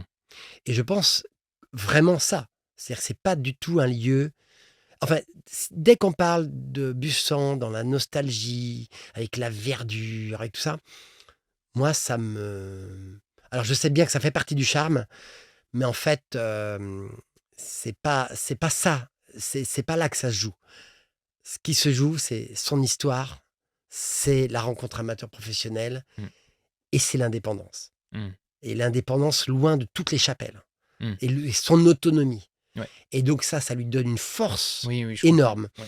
Et quand on sait que là-bas, on peut créer un spectacle qui va réunir de 15 à 20 000 spectateurs, où on va mettre des enfants, des habitants, des gens du coin, des chevaux. Moi, j'ai mis un dromadaire. Vous avez parlé des loups, etc. Donc, qu'on peut faire ce type de spectacle. Donc, il va ressembler à aucun autre. On ne verra jamais ce type de spectacle ailleurs. Eh bien, et ce décor, donc, quand on ouvre les portes, je disais tout le temps, c'est un décor à 1 milliard. C'est un décor à 1 milliard. Voilà, personne ne peut se payer ça. Mmh. Donc, quand on a ça, on sait qu'on peut faire quelque chose d'unique. Et ça, c'est puissant. Et du coup, alors qu'est-ce qui se passe après quand tu quittes Busan après 6 années? Est-ce que tu es dans une fougue créative parce que d'un coup tu viens de te rendre compte de certaines choses? Ou est-ce que c'est un peu le postpartum de 6 années avec, waouh, des responsabilités, des gens que tu connais et cetera, que tu quittes tout ça? Qu'est-ce qui s'est passé après, Alors, j'ai eu beaucoup de chance parce que Mathieu Bourvillec, qui venait d'être nommé au Quartz à la scène nationale de Brest, Ouais. m'a invité en tant qu'artiste associé au moment où je sortais de Busan. Mmh. Donc, en fait, du coup, je n'ai pas eu je n'ai pas eu le temps de faire une dépression. Par Non, contre, je me suis quand même senti en vacances par rapport à ce que j'avais vécu pendant 6 ans parce que ouais. c'est vraiment la période où j'ai le plus travaillé de ma vie parce que comme c'est des toutes petites équipes, eh bien, on travaille comme des tarés. Je rédigeais tout. En fait, c'était vraiment un truc de fou. Et du coup, ben, tout d'un coup, la vie de compagnie m'a paru super cool. Je dis-moi ça aujourd'hui. Alors, voilà, j'ai oublié ce que c'était le travail à Busan. Et, et donc là, vraiment, j'ai été hébergé par une scène nationale importante qui m'a donné des moyens de travail incroyables, qui m'a permis de reprendre des spectacles de Busan. Mmh. Donc j'ai repris des spectacles Ouais. comme Terrible Bivouac, comme Grand Fracas issu de rien. Voilà, donc j'ai pu reprendre des spectacles et j'ai évidemment fait de nouvelles créations et surtout Big. Bigre qui ensuite t'a emmené sur tout un tas de choses. Est-ce que tu Ah pourrais... non, et puis j'ai oublié de mentionner, pardon, j'ai oublié de mentionner le Gros la Vache et le Ménat. Parce que le Gros la Vache et le Ménat, c'est le début de quelque chose. Ah. Mais c'est peut-être pas le bon ordre. Non, mais t'inquiète, hein, si Je tu... sais pas comment on va recoller les morceaux. Ah, t'inquiète pas, c'est moi au montage, Parce je que vais me c'est pas débrouiller. vraiment, voilà. Donc j'écris le Gros la Vache et le Ménat en 2010 au Théâtre du Peuple de Busan, en spectacle du soir. C'est un gros succès. Là, j'arrive à combiner la provocation, à mettre, voilà. Là, personne m'écrit après. À danser, comme tu disais. Voilà, je pense qu'il y a un truc qui danse là. Jean-Michel Ribes, qui venait tous les ans à Busan, me propose de le jouer au Théâtre du Rond-Point. Et on le joue un an plus tard, ou un an et demi plus tard, et on fait un gros succès au Théâtre du Rond-Point. Et en effet, ça a été très heureux pour moi, parce qu'après Busan, le métier me connaissait toujours pas. Ah ouais? Ah ben non, vous êtes à Busan, fait Busan, mais en fait, le métier est très loin de Busan. Donc en fait, à part quelques personnes qu'on a la chance de rencontrer à ce moment-là, je sais qu'il y a d'autres directeurs qui se sont acharnés à faire venir les professionnels à Busan ou les journalistes à Busan. En fait, ça marche pas vraiment. Voilà, Ok. parce que les gens avant ils étaient à Avignon et puis après ils vont en vacances, voilà. Ouais. Donc non, c'est Oui, je comprends. et puis c'est pas un festival où il y a 10 spectacles à voir. Il y a 2 C'est sûr. spectacles l'été. C'est sûr, ça fait un gros déplacement pour Voilà. ce qu'on pourrait estimer une petite... Alors, toi, t'es petite Vosgien, chose. alors tu te dis vraiment c'est gonflé de la part des gens, mais en fait, non, les gens, tu vois, s'ils sont dans l'ouest de la France, C'est ils disent sûr. ah non, je vais pas passer une journée pour aller C'est sûr. dans ce pays où il pleut tout le temps. Il fait très gris, très tôt. Non, mais c'est vrai que quand même, c'est un lieu mythique, quoi, tu vois. Oui. Il y a un héritage de mais les malade jeux, et voilà. ça suffit pas. Tu sais, moi, j'envoyais des cartons disant allez voir Busan avant de mourir, etc. Il faut voir Busan avant de mourir. J'envoyais ça aux pros, moi. C'est incroyable qu'après 6 ans à Busan, t'aies pas eu finalement accès à un réseau qui te permette ensuite pas de pouvoir naviguer un peu plus comme tu veux, mais au moins de te dire, bon bah voilà, j'ai un projet, Ah j'ai non. une création, en plus artiste associé du Quartz. Ah non. Ça se passe pas comme ça. Hein. J'avais tourné, ça c'est, je pense aux auditeurs, aux auditrices, c'est-à-dire que j'avais tourné un spectacle avec Noir Nagouche qui s'appelait Sacrifice. On l'avait énormément tourné, on l'a joué plus de 200 fois. Alors ça, c'était un spectacle donc c'était une actrice extraordinaire, c'était un one-woman show, mais très personnel, où elle racontait des choses extrêmement violentes. Il y avait à la fois beaucoup d'humour et beaucoup d'effroi dans ce spectacle. Un spectacle qui a joué au Rond-Point, qui a été repris au Rond-Point, qui a énormément tourné. Alors évidemment, c'était beaucoup. Moi, je l'avais coécrit, j'avais mis en scène. J'avais beau avoir fait ces 220 dates, je n'existais pas. Ah ouais, c'est incroyable. Ça suffit pas, en fait. Ça suffit pas dans ce métier. C'est-à-dire que c'était un travail spécifique. Après, je vais faire le Gros la Vache et le Ménat. Ça n'a rien à voir avec Sacrifice. Les gens, ils font, mais non, Ouais. je sais pas, en fait. Oui, l'imaginaire n'est pas installé de manière à se dire oui, Pierre Guillouin, oui, on reconnaît, bien sûr, on va Voilà. l'accompagner sur ce prochain truc. Alors, ce qui a été un handicap très longtemps pour moi, c'est-à-dire que je faisais des spectacles qui ne se ressemblaient pas les uns les autres. Ouais. Donc, je n'avais pas de patte esthétique, par exemple. J'avais pas... parce que j'ai fait des choses très différentes comme ça. Et puis maintenant, c'est plus du tout un inconvénient, mais ça a été au début un souci pour être perçu par le métier. Pour être associé à quelque chose qui leur Oui, permette pour que ce d'aller au soit clair, raccourci. pour se dire, Ouais. tiens, j'ai envie d'une pièce comme ça, tiens, Ouais. ah oui, lui ou elle va bien remplir Mm. cette partie du programme. Et moi, là, ça ne marchait pas. Ce qui a changé, c'est que il y a eu le Gros la Vache et le Ménat qui a marché. Et ça a changé la donne, par contre. Une fois qu'il y a eu ce gros succès, là, ça a changé la donne. Ça fout une pression quand même. C'est-à-dire qu'on a fait un truc qui marche très fort. Puis après, je fais un spectacle sans parole. Je me souviens du directeur du théâtre, il me dit, mais pourquoi tu fais un spectacle sans parole? Ça a été super ton texte. Pourquoi tu fais un truc sans parole? Vas-y, continue d'écrire. Il me fait. Les premières répétitions avec Olivier Martin-Salvant et Agathe Lullier, qui sont des répétitions épouvantables où on fait des improvisations minables. Je me dis, mais putain, l'autre, il avait raison, mais pourquoi j'ai pas écrit? Mais je suis nul. Et j'avais honte de ce que je faisais vivre à Olivier et Agathe, en me disant, mais où est-ce que je les ai emmenés? On va faire c'est minable ce qu'on fait là, on va pas s'en sortir. Bon, c'est pas grave, hein, on arrêtera au bout de 15 jours et puis on dira au revoir tout le monde. Donc en fait, à chaque fois qu'on se lance dans un truc comme ça, c'est pas fort du gros lavache et le ménate. Le gros lavache et le ménate, si, il te donne de l'assurance dans le métier, il fait que mais en même temps, personne ne m'accompagne à part le quartz, quasiment. S'il y a Limoges à l'époque. Mais personne ne m'accompagne parce qu'en fait, on a fait le gros lavache et le ménate. Après, je me souviens, je vais voir le mec de Villeurbanne. Il me fait, bah oui, mais tu fais autre chose, là, tu me demandes un chèque en blanc. C'était pas du tout, j'étais pas du tout assez, j'avais pas du tout assez rassuré pour qu'il me fasse un chèque en blanc. Il y a que le quartz, parce que j'étais artiste associé, parce qu'il me faisait confiance, qu'il fait, oui, vas-y, fais ton truc, sans parole, on verra bien. Donc malgré en fait quand même un succès, des dates, mais une par programmation, contre, etc. pour être juste, le succès, qu'est-ce qui permet? C'est que la compagnie, on met tout l'argent qu'on a sur la table, le quartz nous aide à mort, etc. Et on fait 6 semaines de répétition pour produire 25 minutes on appelle ça un showcase, une première épreuve, quoi, une sorte de grosse bande-annonce, quoi, de 25 minutes. Donc, coup de poker, et là, on invite des gens, et là, les gens viennent parce qu'il y a eu le gros lavache et le ménate. Voilà, donc là, très important. Hein. Donc là, c'est là où ça sert d'avoir fait quelque chose qui fait que les gens viennent voir cette épreuve, et les gens aiment cette épreuve et le programme. Donc, ils se disent, avec ces 25 minutes, OK, on va le prendre. Donc, on peut faire une tournée au-delà de Brest, qui avait déjà acté ses dates. On arrive à faire une tournée grâce à la curiosité de ces professionnels qui sont venus voir ça, espérer. D'ailleurs, c'est assez intéressant parce que comment tu travailles beaucoup sur des choses drôles et c'est souvent le public qui quand même valide les gags, etc. Bien sûr. Donc du coup, on est d'accord que quand tu montes quelque chose comme Bigre, tu travailles à l'aveugle sur des choses dans lesquelles, comment dire, t'investis, tu te dis ça va fonctionner, j'essaye de mettre ça, etc. Mais t'as aucune preuve finalement, jusqu'au jour de la première ou de la générale. Ouais, t'as aucune preuve. Mais en même temps, on ne travaille pas que sur l'humour. Donc en fait, ça nous aide. C'est-à-dire que Big, par exemple, on disait tout le temps, mais nous, on veut écrire une pièce sans parole.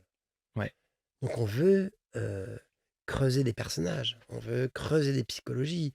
Il y a plein de strates. On veut raconter cette histoire de cette femme qui est un peu paumée dans la vie, qui va se former à plein de métiers, qui essaie de s'en sortir. En fait, ce qui nous passionnait là-dedans, c'était que les personnages soient aussi riches que dans un Tchekhov, hein, pour parler rapidement comme ça, mais pour dire que on voulait c'était ça qui nous intéressait à travailler. Donc, en fait, les moments où alors évidemment, il y avait des gags très précis où on espérait que ça rie, mais il y avait plein de moments où on ne savait pas comment ça allait réagir, et c'était pas grave parce qu'on travaillait ailleurs. Et d'ailleurs, ce spectacle est un spectacle drôle, mais est un spectacle finalement qui raconte la solitude, qui est un spectacle très très mélancolique, voire triste. Et puis après, pour ce qui est de l'humour, de ce qu'on appelle maintenant la mécanique du rire, on aime bien l'appeler comme ça parce qu'on ne sait pas comment l'appeler autrement, eh bien en effet, on l'affine avec l'expérience publique. C'est la même chose avec les gros patines bien, je présume. Vous avez... Encore pire. Ah bah ouais. Encore pire avec les gros patines bien, parce qu'avec les gros patines bien, on s'est jeté dans quelque chose très très rapidement. Contrairement à Bigre, on a fait ça en 10 jours. La première étape où c'est pareil, c'était une petite forme, mais j'avais quand même déjà 150 cartons. On ne répète même pas. On ne répète pas parce qu'on n'a pas le temps. On a juste le temps d'écrire. De dire, je te passerai la morue, après tu me passeras le truc. Voilà. On a le temps on a le temps de s'organiser. Moi, j'ai le temps d'apprendre l'ordre de mes cartons, à peu près. Et on se jette face au public, on se jette dans quelque chose dont on ne sait pas du tout ce qu'on va faire, en fait. Et là, on se met à jouer et on se met en public à trouver comment jouer. Mais on ne l'avait pas du tout anticipé, en Mhm. fait. Parce qu'on est d'accord que pendant ce temps, Jean-Michel Ribes vous fout la pression pour que vous montiez le truc sur scène dans les jardins. Oui, mais c'est pas une pression, parce qu'en fait, justement, c'est pas une pression. Ok. Non, non, c'est une invitation charmante pour faire un petit truc dans les jardins. Il n'y avait pas de pression. Ok. C'était, on ne sait pas si on va pouvoir jouer, c'était juste après le confinement. Mhm. On ne sait pas si on va pouvoir jouer dans les théâtres. Donc, on fait un truc dans les jardins. Mm. Donc, il appelle les gens avec lesquels il est proche et puis qui rendent service. Il dit, il n'y a pas d'argent, je vous paye un petit cachet et puis vous venez. Donc on dit, bah nous, ça tombe bien, on veut tester on veut tester un petit sketch. Ça durera peut-être un quart d'heure. On lui dit, il me dit, ah non, faut pas que ça dure un quart d'heure. Ben, je lui dis, bah écoute, on fera ce qu'on peut, quoi. On se retrouve avec Olivier pour essayer de créer un petit duo. On sait pas quoi. On galère pendant 3-4 jours à chercher des trucs minables. Ça donne rien, donc pareil, en train de se dire, mon Dieu, mais qu'est-ce qu'on est. On aurait dû bosser avant, machin. Bon. Et on répète au Bouffe du Nord. On leur demande s'ils n'ont pas des décors. Parce qu'on était quand même parti sur des mecs qui sont peut-être régisseurs dans des coulisses. Un petit peu en hommage. Enfin, on ne le savait pas, hommage inconscient à Bigre. Parce qu'en fait, dans Bigre, les régisseurs sont invisibles, quasiment. Ouais. Sont invisibles et ont un travail énorme. Mm. Et tout ce qui est. La virtuosité du spectacle ne se voit pas dans Bigre. Tout ce qu'on fait de difficile, les acteurs ou les techniciens, est caché. Contrairement à ce qui se passe dans les grands Batignolles. Tout à fait. Donc, je ne sais pas pourquoi, donc on est fasciné par ce truc des coulisses, sans penser qu'on veut rendre hommage à Bigre. Et donc, on demande au Bouffe du Nord s'ils n'ont pas des vieux décors en carton-pâte. Olivier doit leur dire, vous n'avez pas des vieux trucs ringards. Et ils disent, bah non, c'est compliqué, on a cet entrepôt en banlieue. Bon, bref, c'est compliqué. Et c'est comme ça qu'on dit, bon, bah, on va écrire rocher. Et puis arbre. Ça commence vraiment comme ça. Et puis, on trouve ça marrant. On trouve ça marrant. Olivier met un casque, j'ai retrouvé une vidéo, il met un home. Il fait home et puis commence à parler anglais comme un chevalier anglais, quoi. Donc, on sent tout de suite le Monty Python qui a une citation comme ça de Monty Python, mais pareil, sans y penser. Et puis on tire là-dessus et puis on continuait à... C'est marrant, on découpait nos cartons, parce qu'on faisait nos barbes, on faisait nos cheveux, tout ça, ça prenait beaucoup de temps. On faisait tout nous-mêmes au début. Et puis on continuait à parler du métier. On se disait, ah, on va accueillir les gens en pourrissant le métier, en disant plein de mal sur des grands et des grandes metteurs en scène. Voilà. Et puis évidemment, ce qu'on n'a pas fait. Et puis évidemment, on va pas faire ça. Et puis on va se mettre à faire cette petite chose. C'est ça qui est marrant. Cette petite histoire avec la sirène. Voilà. Mais c'est marrant à quel point on était obsédés par ces histoires de public. On ne parlait que de ça. On parle parce qu'on est très révoltés par plein de trucs. Donc on se dit non, c'est pas possible. Comment les théâtres peuvent faire comme c'est comme ça. Voilà, donc on ne parlait que de ça. Mais évidemment, il n'y a pas ça du tout dans le spectacle. Bien sûr, tu te dis, vas-y, on part dans cette direction-là, mais bon, c'est juste pour explorer 5 minutes, Voilà. on va repasser au truc sérieux, Voilà. on arrive. Ouais, non, on savait pas, voilà. Ouais. Et puis, au bout de quelques jours, j'ai même vu Olivier Douté, qui ne doute jamais quand même, qui est toujours très encourageant, très optimiste. Et je l'ai vu douter, je me suis dit, bon, bah, c'est pas grave. Et puis on s'est dit, bon, et quelle importance si les gens nous disent que c'est un peu honteux, notre histoire de carton. C'est deux représentations dans les jardins de Rond-Point, il y aura 200 personnes qui l'auront vu, et puis c'est pas très grave, quoi. Et donc c'est l'inverse qui s'est passé. Donc nous, on a vécu un cauchemar parce que moi, je me suis perdu dans les cartons. Pendant que je me perdais dans les cartons, je laissais Olivier tout seul qui devait improviser pendant 10 minutes et 10 minutes son anglais. Donc on vit quelque chose de très, très, très étonnant, quoi. Et puis voilà, les gens adorent. Jean-Michel Ribes vous dit, c'est super, je veux 1h30. Un truc du genre, non? Ah ben il nous dit, oui, continuez, et puis je vous programme à la soir de la première, il nous dit, je vous programme en Tardieu, la petite salle, et puis la deuxième, il nous dit, je vous programme en grande salle. Pour dans combien de temps après, du coup? C'était un an et demi après. Et puisque Un an la et demi saison, après, ouais. là c'est un an et demi après, quoi. Du coup, là, il s'agit de se lancer dans la production de la pièce entière. C'est quoi ta piste de réflexion initiale? On a essayé de réfléchir un peu, mais c'est pas notre fort de réfléchir comme ça de façon abstraite. Il y avait Guy Binisti qui me parlait justement, qui lui est vraiment quelqu'un qui pense et qui conceptualise les choses. Ouais. Mais j'arrivais pas à rejoindre ce qu'il me disait, les questions qu'il me posait, et qui étaient tout à fait justes avec notre histoire. Je me suis dit, tant pis, on poursuit. Mhm. Parce que c'était une sorte d'écriture automatique. Ouais. On avait commencé l'histoire parce qu'on avait d'abord donné le titre. Avant même d'avoir l'idée des cartons, on a dit les gros patinent bien. C'était un vieux titre que j'avais dans les cartons. Mhm. Et donc on s'est dit, première chose, on va faire quand même patiner ce gros monsieur. Donc c'est pour ça qu'on l'a mis près d'un lac gelé en Islande. Enfin voilà, tout s'est fait avec cette légèreté Ouais. et cette gratuité. Mhm. Et en fait, je pense qu'il fallait garder ça. Donc on a continué, mais on avait quasiment tout. On avait, une fois qu'on avait fait notre première fois, on avait toute notre grammaire. En gros, on avait notre histoire. Il fallait juste qu'on travaille Ah ouais, énormément, qu'on bien sûr. complète, Mhm. qu'on affine et qu'on structure. Et puis, ça, c'est quelque chose qu'on a comprimé bien après, qu'on comprenne comment était. Il fallait qu'on comprenne après coup quelle était la dramaturgie du spectacle. Ouais, c'est ça. Qu'on a fait fabriquer, parce qu'en fait, quand vous faites ça avec deux acteurs qui arrivent avec leur personnalité, leur savoir-faire ou leur incapacité aussi. Donc on arrive avec ces handicaps et les trucs dans lesquels on est un peu plus fort. Donc Olivier, il avait son langage, parce qu'il savait faire toutes les langues du monde. Et moi, en gros, j'avais les grimaces. Voilà. Et puis, en gros, c'est tout. Voilà, on fait ça. Moi, je dis à Olivier, toi, tu es au centre, parce que Olivier, c'est quand même, pour moi, c'est l'acteur. Voilà, c'est l'acteur avec un grand H majuscule. Puis moi, ça m'arrangeait très bien, moi qui n'avais quand même pas tellement joué dans ma vie, à part Big, me dire, bon, moi, je vais faire le factotum, et puis je vais montrer les cartons. Donc, en fait, quand vous créez ça pour ces raisons qui ne sont pas avouables normalement, eh bien, en fait, bien sûr, vous ne parlez pas de dramaturgie.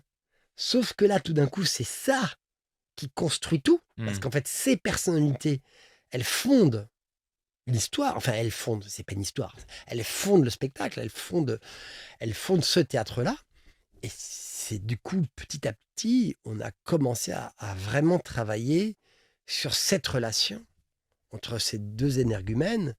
Et là, on est dans un truc plus beckettien qu'autre chose Mhm. sur qu'est-ce que c'est cette histoire de l'aliénation entre les deux, l'histoire du pouvoir, euh, qu'est-ce que c'est que cette arte povera, qu'est-ce que c'est que cette... On ne l'a pas pensé comme ça au départ, mais Ouais. après, c'était très important de le penser, de se dire, ils n'ont que ça, Mhm. ils n'ont que ces pauvres cartons, des marqueurs et une grande foi. Foi en ce que le spectacle a peut-être été un jour quand il y avait des vrais décors. Mhm. Ou voilà, peu Peut-être, importe ouais, ce qu'on ouais. se raconte, peu importe ce qu'on se raconte. Bien sûr. Nous, c'est ce qu'on s'est raconté souvent. Mhm. Ça nous aidait à nous dire, euh, ils n'ont plus que l'imagination. Mhm. Et c'est pour ça qu'ils dépensent toute cette énergie Ouais. qui est trop. Et c'est tout le temps trop. C'est c'est trop parce qu'en fait, ils savent qu'ils sont perdus. Et c'est pour ça que les gens rient. En fait, les gens rient parce qu'on est ridicule, mais nous, on ne cherche pas à être ridicule. Bien sûr. On veut raconter une grande histoire. On va raconter les fjords, on va raconter l'aurore boréale. Mais on sort aurore boréale, les gens se marrent. Donc en fait, c'est une course perdue d'avance Mhm. et qu'il faut se battre pour faire avec conviction. Et ça, maintenant, c'est ce qu'on partage avec les acteurs. Oui. Parce qu'en fait, ça a été très compliqué. Pour les premiers acteurs, les pauvres, ils en ont bavé parce que on ne comprenait pas Ouais. pourquoi ils ne faisaient pas comme nous. Oui. C'est-à-dire que vous pouviez même pas vous-même communiquer les clés Alors, il y avait les du... vidéos, donc on avait la vidéo, on disait, regardez la vidéo, puis faites comme nous. Puis ils faisaient pas comme nous, et on ne comprenait pas pourquoi. Et en fait, c'est parce qu'il fallait qu'on comprenne ce qu'on jouait. Mhm. Et on ne le comprenait pas parce qu'on l'avait fait, Oui, parce qu'il y avait 17 ans de complicité entre Olivier et moi. Enfin, ces choses-là ne se racontent pas. bien sûr. Bah, ne se matérialisent même pas, sont Et difficilement voilà, expressibles. voilà. Qu'est-ce qui est le plus compliqué avec ce spectacle?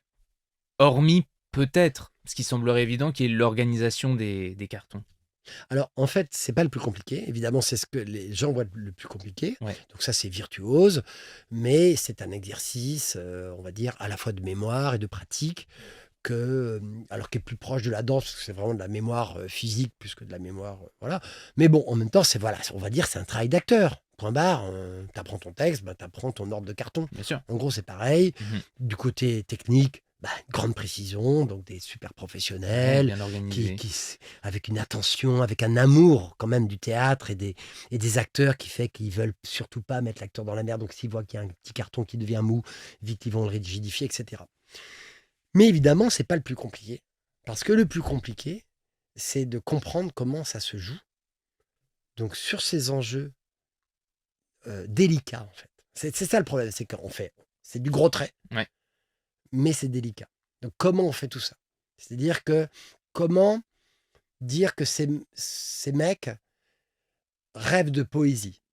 C'est-à-dire que quand ils font la vague sur l'océan, ils voudraient que les gens sentent l'iode, voient l'écume, etc. Mm. Mais les gens se marrent, hein. Les gens se marrent. Et je dis ça régulièrement aux acteurs, je dis attention, attention. Je sais bien que les gens se marreront toujours à la vague. Mais vous devez penser à quelque chose de beau et de poétique. Mm. Parce que sinon, en fait, le spectacle, il va s'arrêter, en fait. Il va s'arrêter à une succession de gags. Ouais. Pour emmener les spectateurs quelque part, évidemment, il faut qu'il y ait cette aventure humaine. Et c'est cette aventure qui n'est pas dite, Ouais. puisqu'il n'y a pas de mots pour le dire, qui n'est pas très claire, d'ailleurs. Mais qu'est-ce qui tient ces deux-là ensemble? Mm. Pourquoi le maigre, qui se fait quand même taper dessus, Bien sûr. ne part-il pas? D'ailleurs, il Ouais. tente de partir, Ouais, il bien revient. sûr. Et, et pourquoi le gros le garde? Voilà. D'ailleurs, qu'est-ce qui fait que ce mec est là à la base aussi, tu vois? Pourquoi il est Voilà, dans son voilà, dos voilà, tout ça. Mais parce qu'ils sont interdépendants, point Mhm. barre. Mhm. Donc, c'est une aliénation comme une autre. Et elle est là devant nous. Et, et je pense que c'est ça qui est la structure du spectacle. C'est ça qui permet aux gens, même si c'est pas ce qu'ils regardent, parce qu'en effet, ils regardent l'histoire de la sirène, ils regardent les gags, ils regardent les surprises des cartons. Mais en même temps, ce qui porte la chose, c'est le rapport entre les deux. C'est ce qui va faire que ça va tenir, virer, s'écrouler, se retourner, etc. Et c'est tout ce mouvement. Et ça, c'est la chose la plus dure à transmettre aux acteurs, parce qu'elle est présente à chaque seconde. Dès la première seconde du spectacle, elle est là, très profondément chez l'acteur, mais le public ne le sait pas encore et ne peut pas le voir. Mais dans la moindre façon de tenir un carton, nous, si on n'a pas ça à l'esprit, Ouais. que le maigre est dans une attention extrême, un soin, il croit que quand il tient comme ça la grue cendrée, les gens vont la voir. Et les gens se marrent parce qu'ils voient ce corps complètement ridicule, en maillot de bain et tout, tenir ça. Ouais. Donc ça ne marche jamais, en fait. Mais il y a un décalage permanent, Il quoi. y a un Il est à, décalage il est à permanent. fond, il est... Ouais, ouais, il Voilà. est... D'ailleurs, tu dirais que c'est quoi la question qu'on t'a le plus posée par rapport à ce spectacle? Les cartons, Ouais, par rapport au gros? justement, les gens parlent beaucoup de l'organisation. Ouais. Ah, Parce c'est que sûr. c'est ce qu'ils voient, c'est normal. Ah, ça saute aux yeux, évidemment. Mais c'est comme quand tu as un acteur, une actrice qui a un grand monologue, ils vont lui parler de la mémoire. Exactement. Donc c'est normal. Ouais. Et de toute façon, il ne faut pas qu'on soit dupe. Le spectacle marche en partie parce qu'il y a cette virtuosité visible. Absolument. Donc en fait, ça fait partie du plaisir de spectateur, de Oui. la réjouissance, de l'admiration, et qui fait que ça participe de l'exploit. Donc il y a de Ouais. l'exploit dans ce spectacle. Bah, tout à fait. Et puis, en Mais plus, on dit toujours qu'il y a de l'exploit dans le clown. Ouais. Et alors, nous, on n'a jamais pensé clown. Mais n'empêche que ça fait partie. Hein, on en fait partie, qu'on le veuille ou non. Et donc, l'exploit, il est là. Bien sûr. Et puis, c'est très impressionnant visuellement aussi. Je sais que vers la fin, t'as un immense... Le tsunami. Le tsunami, enfin, c'est immense. La fin, bah, pareil avec les lumières. Enfin bon, je vais pas revenir sur tout le spectacle parce que tu le connais plus que par cœur. Mais c'est vrai que visuellement, puis c'est toujours plus aussi. C'est ça Oui. aussi qui est drôle. C'est de la surenchère permanente. Le dispositif lui-même bouffe le dispositif, je sais pas comment dire, tu vois. En fait, de toute façon, on n'avait pas le choix. C'est-à-dire que, donc voilà, la première fois, on tient 40 minutes et on se dit comment on va tenir le double, en fait. Hein. Comment on va tenir le double? Ça va s'épuiser, quoi. Donc, quand on fait la première grande forme, ça dure 1h50 quand même. Bon, on coupe un quart d'heure tout de suite. Tout de suite. Le lendemain, on coupe un quart d'heure. On voit qu'il y a un quart d'heure de trop. Qu'est-ce que vous avez coupé, par curiosité? Un énième passage dans une nouvelle région, en Belgique peut-être? Ah ben, figure-toi qu'on était attends, c'était Pampelune, non, c'était une autre ville. On était où? On était dans une ville espagnole. Attends, on était à... Oh, il faudrait que je demande. On avait carrément, non mais ça nous a demandé, je sais pas quoi, c'était une semaine de travail entière, des tours en carton. Je faisais Godilla, quand même, qui se transformait, enfin j'étais en robot d'abord, après j'étais... bref, j'enlevais les cartons, après je bouffais des super-héros. La Sirena était stripteaseuse dans un cabaret que je prenais. Il y avait un tramway, il y avait un livreur UPS, Wow. il y avait un mendiant. On a regretté de ne plus avoir ce mendiant parce qu'il y avait un mendiant dans un carton, c'était trop bien. Euh, et il y avait une manifestation de nudistes. Euh, donc voilà, donc cette grande truc de la ville, on l'a viré. Ok, ouais. Est-ce qu'il y a une question qu'on t'a pas assez posée, tu trouves, par rapport au spectacle? Quand tu as l'occasion d'en parler, comme ça, bien sûr, les gens Bah, en parlent de ce qui est le fait, plus visuel. c'est ce dont je t'ai parlé là sur le rapport, c'est-à-dire que souvent les gens n'en parlent pas. Souvent les gens n'en parlent pas parce que ça leur paraît pas, c'est pas ce qui leur saute aux yeux en fait. Mais c'est pas grave, hein. Bien sûr. Et c'est moi qui en parle parce que je sais que par contre c'est très structurant Mm. et que c'est ce qui conduit finalement, c'est ce qui permet en fait, et c'est ce qui nous donne nous à la fois le rythme et la durée du spectacle. C'est-à-dire que comment Ouais. viennent, se supportent, s'insupportent, Mm. comment le mec devient finalement celui qui va être maître de la fiction, Mhm. maître de l'histoire au final, Oui, c'est vrai. et démiurge en fait Ouais. de ce spectacle, et jusqu'à engloutir l'autre dans la mer, hein. Donc quelque part, c'est pas si simple. Mm. Et c'est pas pour rien que je le sors d'une boîte, hein. Oui, C'est oui, quand tout même à moi fait. qui le sors d'une C'est boîte, vrai. Puis tu les remets après. et je lui remets en quelque sorte. Mm, mm. Et parle-nous aussi un peu du fait que vous soyez aujourd'hui 5 équipes. C'est énorme. Ça, c'est du coup un résultat du succès du spectacle. Ouais, Donc, c'est parce que vous êtes programmé à plein d'endroits différents et que vous ne pouvez pas vous diviser humainement sur toutes ces dates-là. c'est des dynamiques qui, à notre avis, il faut surfer dessus. Mm, Donc quand c'est là, c'est là. mm, Et puis c'est pas un texte, donc on peut pas l'arrêter. Enfin, je me vois mal l'arrêter et le remonter dans 10 ans. mhm. Ça se passe pas comme ça. Oui, je comprends. Donc ça marche, ben, profitons Bien du sûr. fait que ça marche. Mhm. Et puis après, c'est mieux que ça, en fait. C'est-à-dire que là, on se rend compte que, enfin, là, on l'apprend grâce à ce succès particulier. Succès qui bénéficie d'abord du succès de Bigre. C'est-à-dire qu'on rebondit Mm. quelques années après sur le Ouais. succès de Bigre. Mhm. Donc on part pas de rien. Ouais. Donc tous les lieux qui avaient pas pu prendre qui après Bigre, j'ai quand même fait opéra porno, donc ils disaient ah, bon, c'est pas possible. Donc bah non, le programme pas opéra porno. Quel Voilà. dommage d'ailleurs, quel dommage, nom de Dieu. Oui, quel dommage, n'est-ce pas? Mais bon, et du coup, les gros patiniens, c'est bon, on programme. Et ce que nous, avec Olivier, on trouve génial dans le fait d'avoir du succès à ce point, c'est que ça nous ouvre sur des publics qu'on ne peut pas avoir. Nous, on ne fait pas de cinéma, on ne fait pas de télé, quoi. Donc, les gens ne sont pas au courant de ce qui se passe au Mm, théâtre. mm, mm, mm. Donc, à partir du moment où il y a un succès un peu plus large, Ouais. bien tout d'un coup, il y a des gens autres qui viennent. Parce que les gens se parlent, parce que il y a cette exploitation à Paris non-stop depuis 3 ans, etc. Mhm, mhm. Et qui fait que, à un moment donné, on élargit le cercle Bien sûr. des plus fidèles Ouais, bien sûr. théâtreux. Complètement. Et, et ça, c'est vraiment un grand plaisir. Mm. Voilà. Mais ça, c'est... voilà. Donc, le fait de tout d'un coup se dire, OK, on va exploiter, on va accepter d'aller à l'invitation de Pascal Guillaume au Tristan Bernard. Mais pour assurer ça, plus les tournées qu'il va avoir derrière, va falloir évidemment se démultiplier. Parce Ouais. que nous, on avait des projets par ailleurs. Bien sûr. Ah bah C'était oui, parti, quoi. bien sûr. Donc, on met ça en œuvre parce que sinon, on ne peut pas le faire. Mhm. Voilà. Et l'avantage, c'est que la culture, par exemple, du théâtre privé, par exemple, quelqu'un comme Pascal Guillaume, on lui dit on va pas pouvoir jouer nous, ou en tout cas pas tout le temps. Ils n'ont pas du tout peur parce qu'ils ont carrément l'habitude de ça. Mm. Ce qui n'est pas le cas Ouais. du théâtre public. Ouais. Parce qu'on joue moins, donc on n'est pas du tout dans ces contraintes de devoir changer les distributions.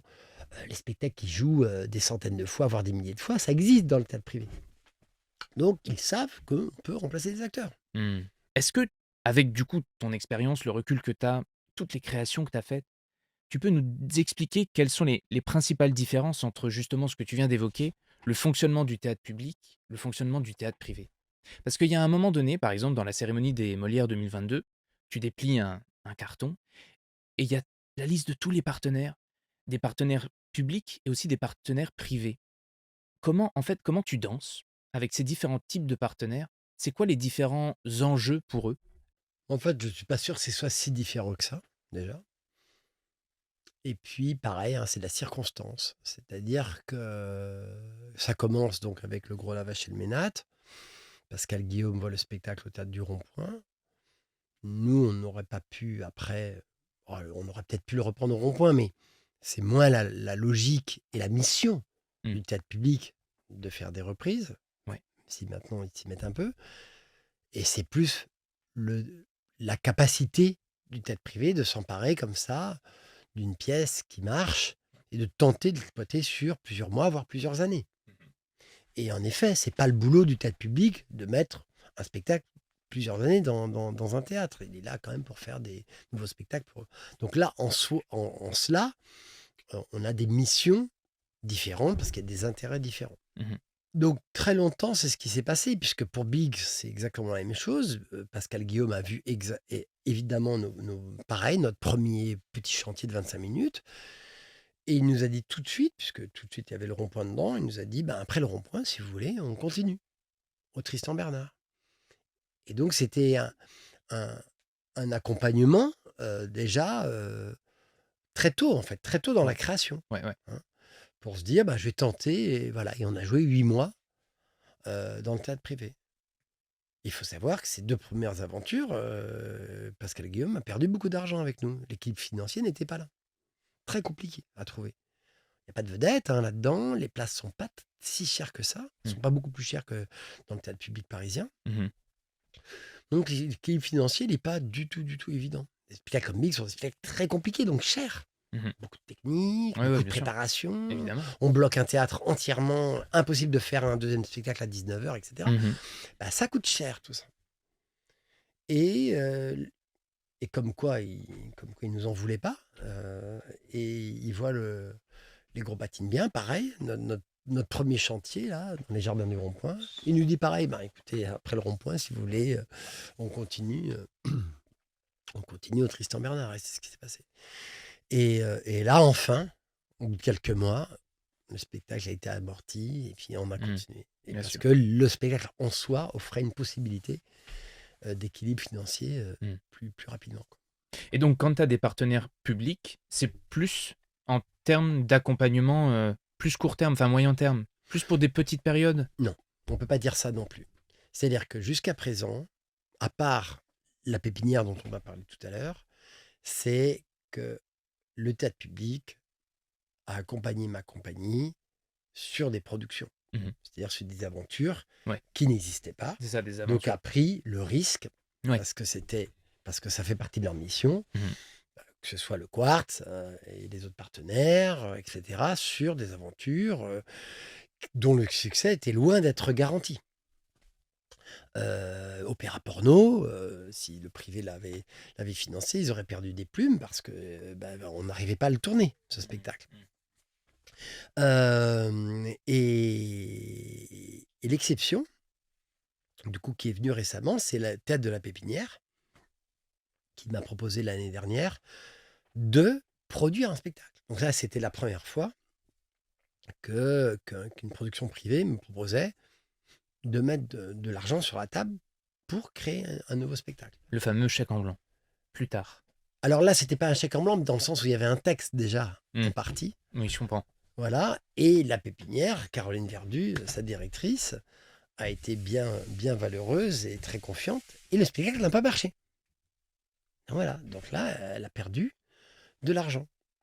Et donc, c'est pour ça que je dis, ben, finalement, quand on réfléchit à tout ça, est-ce qu'il y a une grande différence? Oui, les objectifs ne sont pas les mêmes. Mmh. Les utopies sont peut-être pas les mêmes, mais tout le monde veut faire du spectacle. Sûr. Les gens, ils le font avec des gens, avec des artistes qu'ils aiment, auxquels ils croient. et puis ça marche ou ça marche pas. Sauf que euh, dans le théâtre privé, bah, on sait assez rapidement si ça marche pas. Mmh. Il y a des chiffres, Ouais. il y a un public qui sanctionne. Mmh.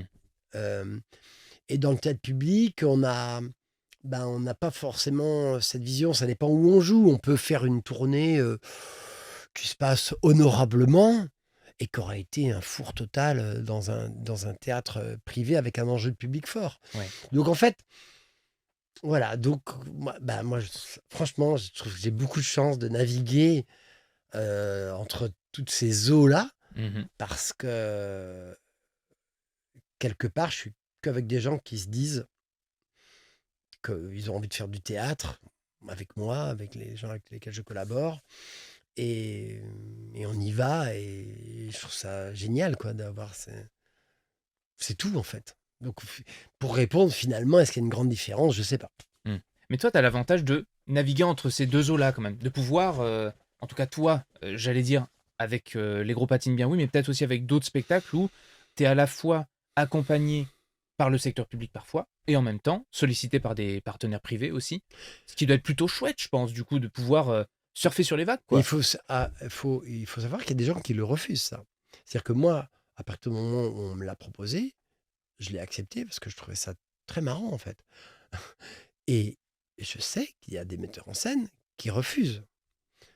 Ou qui ont refusé ça parce qu'ils ne voulaient pas justement avoir une image de quelqu'un qui allait dans le privé. Donc ça Mmh. reste des choses complexes. Ah oui, je Alors je ne sais comprends. pas s'ils ils vous l'avoueront à ce micro un jour, ces gens-là, mais s'ils entendent, ils savent très bien qui ils sont.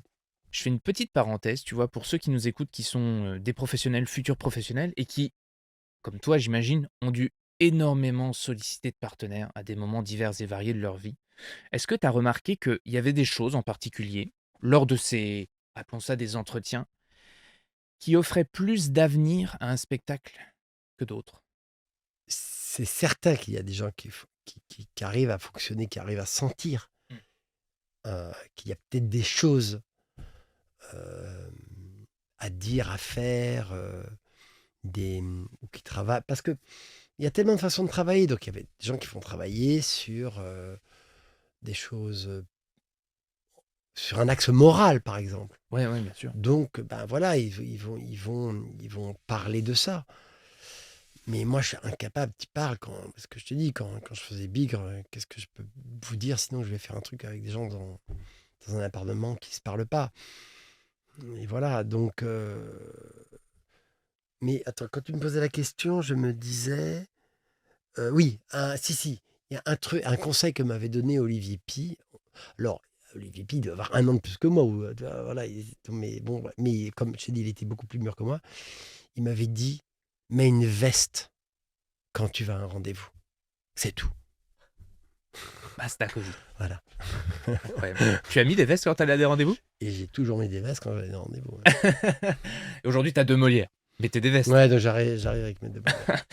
Et un truc qui est revenu aussi en 2022, tu as demandé à la ministre de la Culture, c'était 2 fois des ministres, femmes, à quand un théâtre national de l'humour qui accueillerait la comédie contemporaine? Du coup, j'ai envie de te poser la question à toi, Pierre. À quand un théâtre national de l'humour? De la comédie, alors, ça, c'était un petit peu un raccourci, mais en fait, quand tu te dis, bon, si jamais on a un Molière, donc ça, on l'avait préparé avec Olivier Martin Salvant, si jamais on a un Molière, tu as une minute de télé. Donc Ouais, nous, la télé, on n'y a pas le droit au théâtre, hein, donc ouais. ça, on passe pas à la télé. Quand on n'est pas une vedette, on passe pas à la télé. Donc là, tu te dis, tu as une minute à la télé, Mmh. il faut que tu en profites, il faut que tu fasses un truc. Ouais. Donc, justement, l'histoire que le rire, parfois, peut être, on va dire, comme je racontais tout à l'heure, soit méprisé, soit Mmh. tenu à l'écart, Ouais. hein, par la haute institution, en se disant: «Oui, c'est bien, mais c'est pas aussi important Mmh. que, un théâtre plus tragique». Et c'est ce qu'on considère beaucoup quand tu vois les théâtres nationaux, c'est très rarement des gens qui ont une veine, comique parce qu'ils eh bien, quand je parle de théâtres nationaux, je parle vraiment des labels théâtres nationaux, hein. Ouais, ouais. Et donc, on est rarement dans les veines comiques. Pourquoi? Voilà, on a eu Savary et Savary, ça a été un tollé quand il a été nommé un théâtre national. C'était vraiment le clown qui rentrait dans le musée du Louvre. Mmh. Et c'était une insulte presque faite à l'institution qu'un qu'un qu'un tel artiste soit à cette place. Donc, je trouvais ça important de dire ça. Mais en fait, on a un théâtre de l'Europe, on a un théâtre des écritures contemporaines, et il faudrait un théâtre de la comédie. Mais à vrai dire, c'est ce qu'a fait Rib avec le Rond-Point. Ouais. Donc, Rib, il l'a fait avec le Rond-Point, Mmh. sans le dire comme ça au départ, mais c'est ce qu'il a fait. Ouais. Là, tu t'apprêtes à monter le spectacle Foutue Bergerie. Au départ, pour toi, c'était très, sérieux, puis l'humour est venu tout naturellement s'inscrire dans l'écriture. Tu fais parler Pas d'émotion. naturellement. Pas naturellement? Non, Malgré toi, tu dirais alors? non, c'est pas ça. J'avais depuis longtemps l'idée de ce drame rural avec un garçon qui va se suicider parce qu'il a un micro-pénis dû aux pesticides, Je savais pas que c'était dû aux ça. pesticides répandus dans les champs de son père. Vous voyez? Vous riez. Alors ça, c'est très intéressant. Et donc, c'est pour ça que je monte cette pièce. C'est parce que les gens rient à ça, alors que c'est un drame. Ouais, tout à fait. Et en Sûr. fait, on est chopé à cet endroit-là. Et Mmh. ça, cet endroit m'intéresse. Ah. Un endroit d'un drame qu'on n'arrive pas à prendre au sérieux. Mmh. Et donc, du coup, comme j'avais cette matière-là, évidemment, dès le départ, donc ça, l'idée était assez ancienne, puisque j'avais eu Abussan, mais je ne savais pas comment la construire. Et le hasard a fait que cette pièce, j'ai commencé à la réécrire, à l'écrire pour les élèves de la Comédie de Saint-Étienne. Olivier Martin-Salvant m'avait invité à faire le spectacle de sortie avec la promo 30. Ouais. Et donc, il fallait que j'écrive pour pas mal d'élèves. Et donc, c'est comme ça que j'ai eu l'idée d'écrire des moutons. Parce que je me suis dit, ben, au moins, j'aurais Un ce cœur, cœur, ouais. ce Ouais, cœur ouais. de mouton. C'est Mmh. comme ça que ça vient. Et en fait, c'est les moutons qui me donnent le chemin de l'écriture. Mmh. Donc, alors, qui est est-ce que l'œuf, le père de la poule, la mère de l'œuf, je ne sais pas comment ça s'est passé, mais n'empêche que c'est par cette voix des moutons et du comique que j'ai pu après écrire les scènes dramatiques. Parce qu'après, il y a des scènes vraiment, on va dire, d'une facture plus réaliste, hein, Ouais. et dramatique, et qui alternent avec, bon, et après, dans les scènes dramatiques, il y a des choses drôles, etc. Mais, mais c'est les moutons qui m'ont permis d'écrire, en fait. Mmh. Est-ce que tu dirais justement que les moutons, c'est de l'humour? Ils Oui. sont Est-ce que tu dirais que ça t'a permis, du coup, d'aller plus loin dans le drame?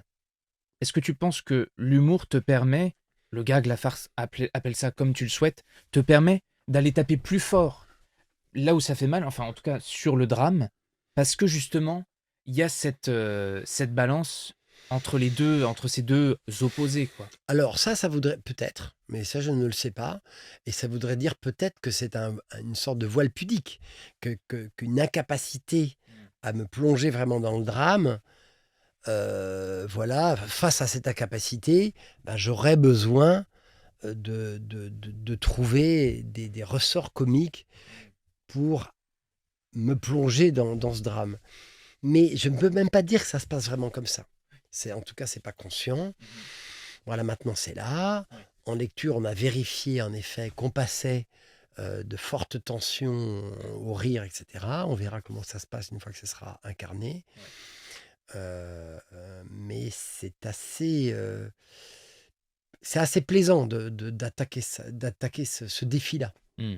C'était une des questions que quelqu'un nous a posées pour toi, Léo, qui nous demandait si, enfin, comment est-ce que tu faisais plutôt pour gérer cet équilibre entre les 2?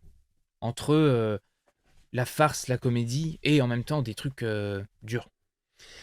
Alors, je pense que le moteur, c'est de plutôt raconter des choses dures. Ouais. Dans Bigre, là, ce que je vous racontais des gros patines bien, en fait, ce qui nous intéresse, c'est les rapports, avec toute leur violence, toute leur cruauté, les aliénations, les situations insupportables, les frustrations, etc. Donc on ne parle que de choses horribles en Oui, qui fait. sur le papier sont délétères, quoi. Parce que on sait aussi que c'est ce qui peut produire le rire le plus puissant. On n'est pas, c'est pas folle la guêpe, quoi. On se dit, bah, on a intérêt à aller chercher profond dans les êtres, parce que si on bosse bien, on sait qu'on va faire surgir un rire beaucoup plus violent, parce qu'il va atteindre des zones plus secrètes, des zones plus dérangeantes, plus susceptibles, des tabous, etc. Et c'est ce qui va faire que le spectateur va être remué. Et à partir de ce moment-là, le rire, il commence à être intéressant. Voilà. Donc, pour répondre à cette question, c'est que c'est parce que on attaque des choses, on attaque dans le dur, qu'on prétend faire rire. Et donc, c'est pas tellement une question d'alternance, Ouais. en fait. C'est ça le cœur le processus, c'est d'aller attaquer ça pour produire un rire. C'est ce qu'on appelle le théâtre de la cruauté, mais un théâtre de la cruauté qui fait rire. Pierre, moi j'en ai encore pour 7 heures. Hein. Est-ce qu'il y a une question que je ne t'ai pas posée, qui selon toi est importante? Ah, c'est un peu comme... Alors j'ai pas de chèque en blanc à te faire. Pas encore, ça viendra.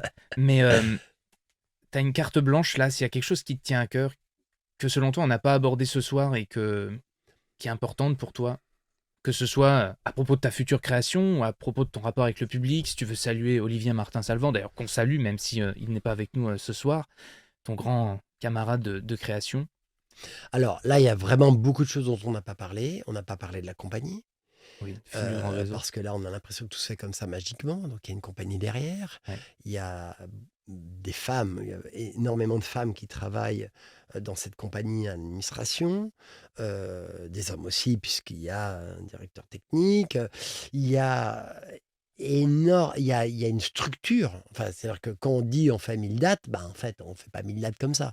C'est-à-dire que c'est des organisations, des logistiques, des métiers, des Ouais, compétences tout à fait. énormes. Ouais. C'est impossible et puis en plus tenir de la qualité en tournant autant, ben, en fait, il y a plus de place au bricolage, en fait. Ouais. Quand les acteurs changent Ouais. beaucoup, quand on commence quand l'administratrice ne connaît plus forcément exactement qui travaille, parce qu'en fait, il y a tellement de Il y a trop de monde. monde, ouais. C'est pas qu'elle sait plus qui travaille, mais voilà, c'est vraiment. On a changé, en fait. On a changé de nature de compagnie Ouais. avec, entre autres, les Gros Patinbières. Mais enfin, on a eu des étapes, parce qu'il y a eu Bigre, etc. Mais les Gros Patinbières nous ont vraiment fait changer de volume. Mais c'est pas que le volume. C'est que tout d'un coup, on est obligé de raisonner autrement. Donc voilà, bah, si on peut dire ça, c'est bien, parce que c'est pas magique. Pierre, je te remercie infiniment. Merci à toi. Merci d'avoir été avec nous dans la troupe. J'espère qu'on a pu renseigner tous nos auditeurs et nos auditrices sur la personne que tu es, la personne en tant qu'être humain, mais le professionnel aussi. Raconter ta conception du théâtre, et que ça renseignera plein de gens qui ont beaucoup de bénéfices à rencontrer des personnes comme toi. Eh bien, c'est très gentil. Merci pour cette invitation. Avec grand C'est plaisir. super. Merci. À bientôt.